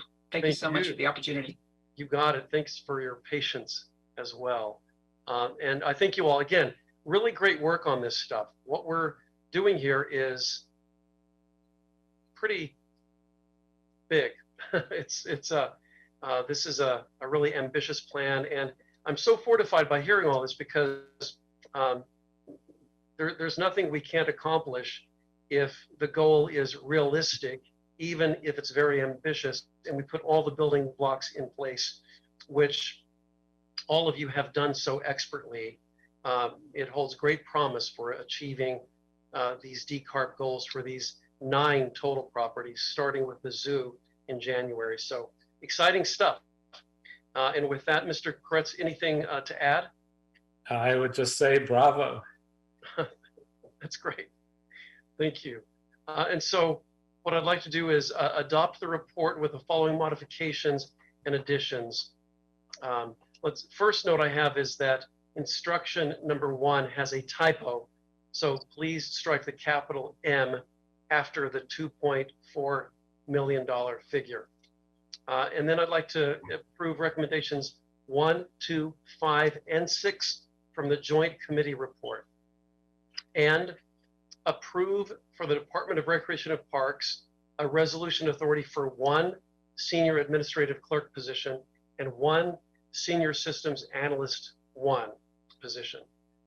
Also approve Recreation and Parks $100,000 for 7 Recreation and Parks Asset Management System, AMS, user licenses for 5 years. So $100,000 for user licenses under the management system, asset management system for 5 years, $175,000 for AMS maintenance for 5 years. Yeah, the maintenance part, and then $100,000 for onboarding and modifications for recreation and park needs of the AMS. Furthermore, approve for the General Services Department a resolution authority for 1 senior management analyst 1 and 1 resolution authority for 1 additional electrician. Approve $32,500 for the office and administrative expenses and training, and $80,000 for transportation equipment for the purchase of an electric vehicle truck. Furthermore, direct the SEMO to collaborate with the Bureau of Engineering, CAO, and all departments as needed on Council File 21-1039 in order to ensure proper community outreach to best plan out the decarbonization workbook each year, and direct SEMO to collaborate with the Bureau of Engineering, Emergency Management Department, and all departments as needed to ensure maximization of existing and new cooling centers, especially in areas most impacted by extreme heat and heat waves that are pollution burdened and or are working class, historically marginalized communities. And then direct SEMO to also report on the progress and impact of cooling centers with the best practice criteria, which we just heard a little bit about from Ms. Segura, such as social cohesion, outreach, and effective communications, resource and staffing capacity. And then authorize the controller to transfer $100,000 from the unappropriated balance fund 100, Department 58, account number 580404, decarbonization and development of solar on city facilities, to Board of Public Works, Fund 100, Department 74, account number 0030, let me start again. Account number 003040, contractual services. And lastly, authorize the controller to transfer $290,000 from the unappropriated balance fund number Department 58, account number 580404, decarbonization and development of solar on city facilities, to Recreation and Parks Fund 302, Department 89, account number 89270K, General Capital. It's a lot, but I think you have it. So with that, Mr. Villanueva, if you could please call the roll. Councilmember Micho Farrell, Aye. Councilmember Paul Koretz, Aye. Councilmember Paul Krikorian. The item is approved as amended, sir. Thank you so much. And before we close, and I understand there are no other items on this agenda, let me publicly thank everyone. Oh, Mr. Koretz, go ahead. I'm going to go after you. Okay, well, this could be a similar conversation, but before we go, I just wanted to acknowledge this is the last of over a decade of meetings that I've attended on this committee. And we went from the point in time where DWP was telling me we could never possibly get off coal power, that it was a literal impossibility, to being on a fast track to 100% renewable energy. We went from being a biodiversity ignorant city to one acknowledged worldwide for its leadership. We've led on plastic pollution. We've led on climate justice. I'm so proud of all the work we've accomplished. And I wanted to say thank you to the staff at DWP, at LA SAN and CMO, in the city attorney's office, in the petroleum administrator's office. All of our bureaus and departments, and especially our departmental chief sustainability officers. And of course, I want to recognize the chair of this committee. You've really made a landmark difference in our environmental history as a city during the time you were here. We accomplished more than I think we've accomplished in the entire history of the city on environmental issues. And you've absolutely made your mark and made a huge difference. I'm just sad you won't get to do that for a few more years. I think it's a huge loss to the city. I also want to thank my environmental director, Andy Schrader. I don't know of anyone else that's more knowledgeable or hardworking in the environmental field. And I'm grateful for his help in giving me the ability to work on many of the things successfully that we've worked on together. And tomorrow, I believe, if nothing has changed, that we're going to vote to ban oil drilling citywide once and for all. It's been an amazing ride. I thank everyone, and I expect that we'll continue this great work going forward. Thank you, Mr. Koretz. I think the universe is pulling for us. I think so. Yeah, and I want to echo your gratitude to all the departments. I won't repeat them all, but if we didn't mention General Services along with the others, thank you so much. And Andy, what an amazing individual. I remember meeting Andy 10 years ago, and was really an advisor for me on all things environmental. And I learned so much. There he is, Andy, thank you so much. It's a legacy for everyone involved. And here's the thing. There's such alignment. That's what makes this work relatively easy, all things considered. because the alignment is that everyone here believes that Angelenos deserve a more livable, more equitable, cleaner, more livable, thriving city for present generations and well into the future. So I think all of us get that, so we're all aligned.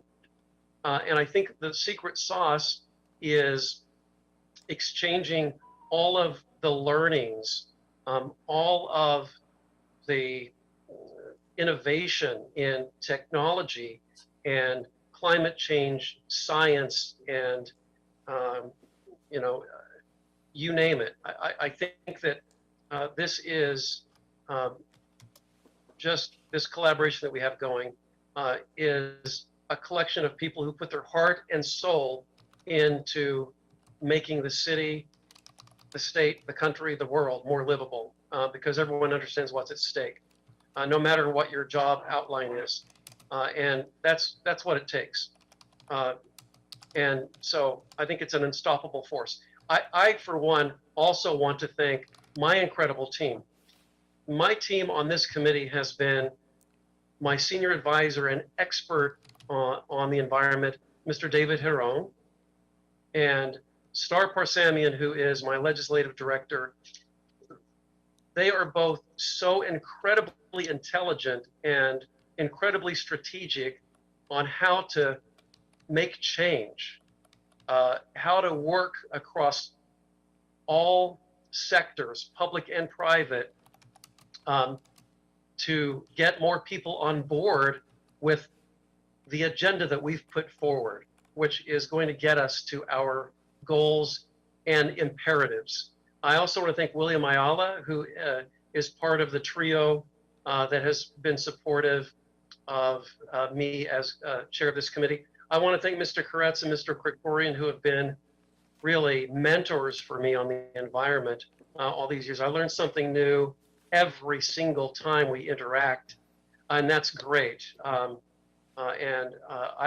will personally, professionally, and have benefit from that. And so I think we go out with a bang. We're going to do this. We've laid the groundwork, I think, and I think that we're reaching a really great point of no return. And that point of no return is we're going to reach these goals by 2035. And it'll take future councils and future leaders to help get us there. But I do believe now that the expectation in the body politic across the city, in our neighborhoods, in our advocacy groups, is one of great expectations that the path that we have designed will absolutely be followed until we achieve these objectives by 2035. And that's who we will depend on to ensure that we indeed do. So with that, Mr. Koretz, go ahead. I intended to stop there, but it occurred to me that they're so close to everything that we do, we often overlook them, but we should also give a shout out to the CLA and the CAO, which have helped with a lot of our landmark legislation over the years on the environment as well. Absolutely. We don't want to,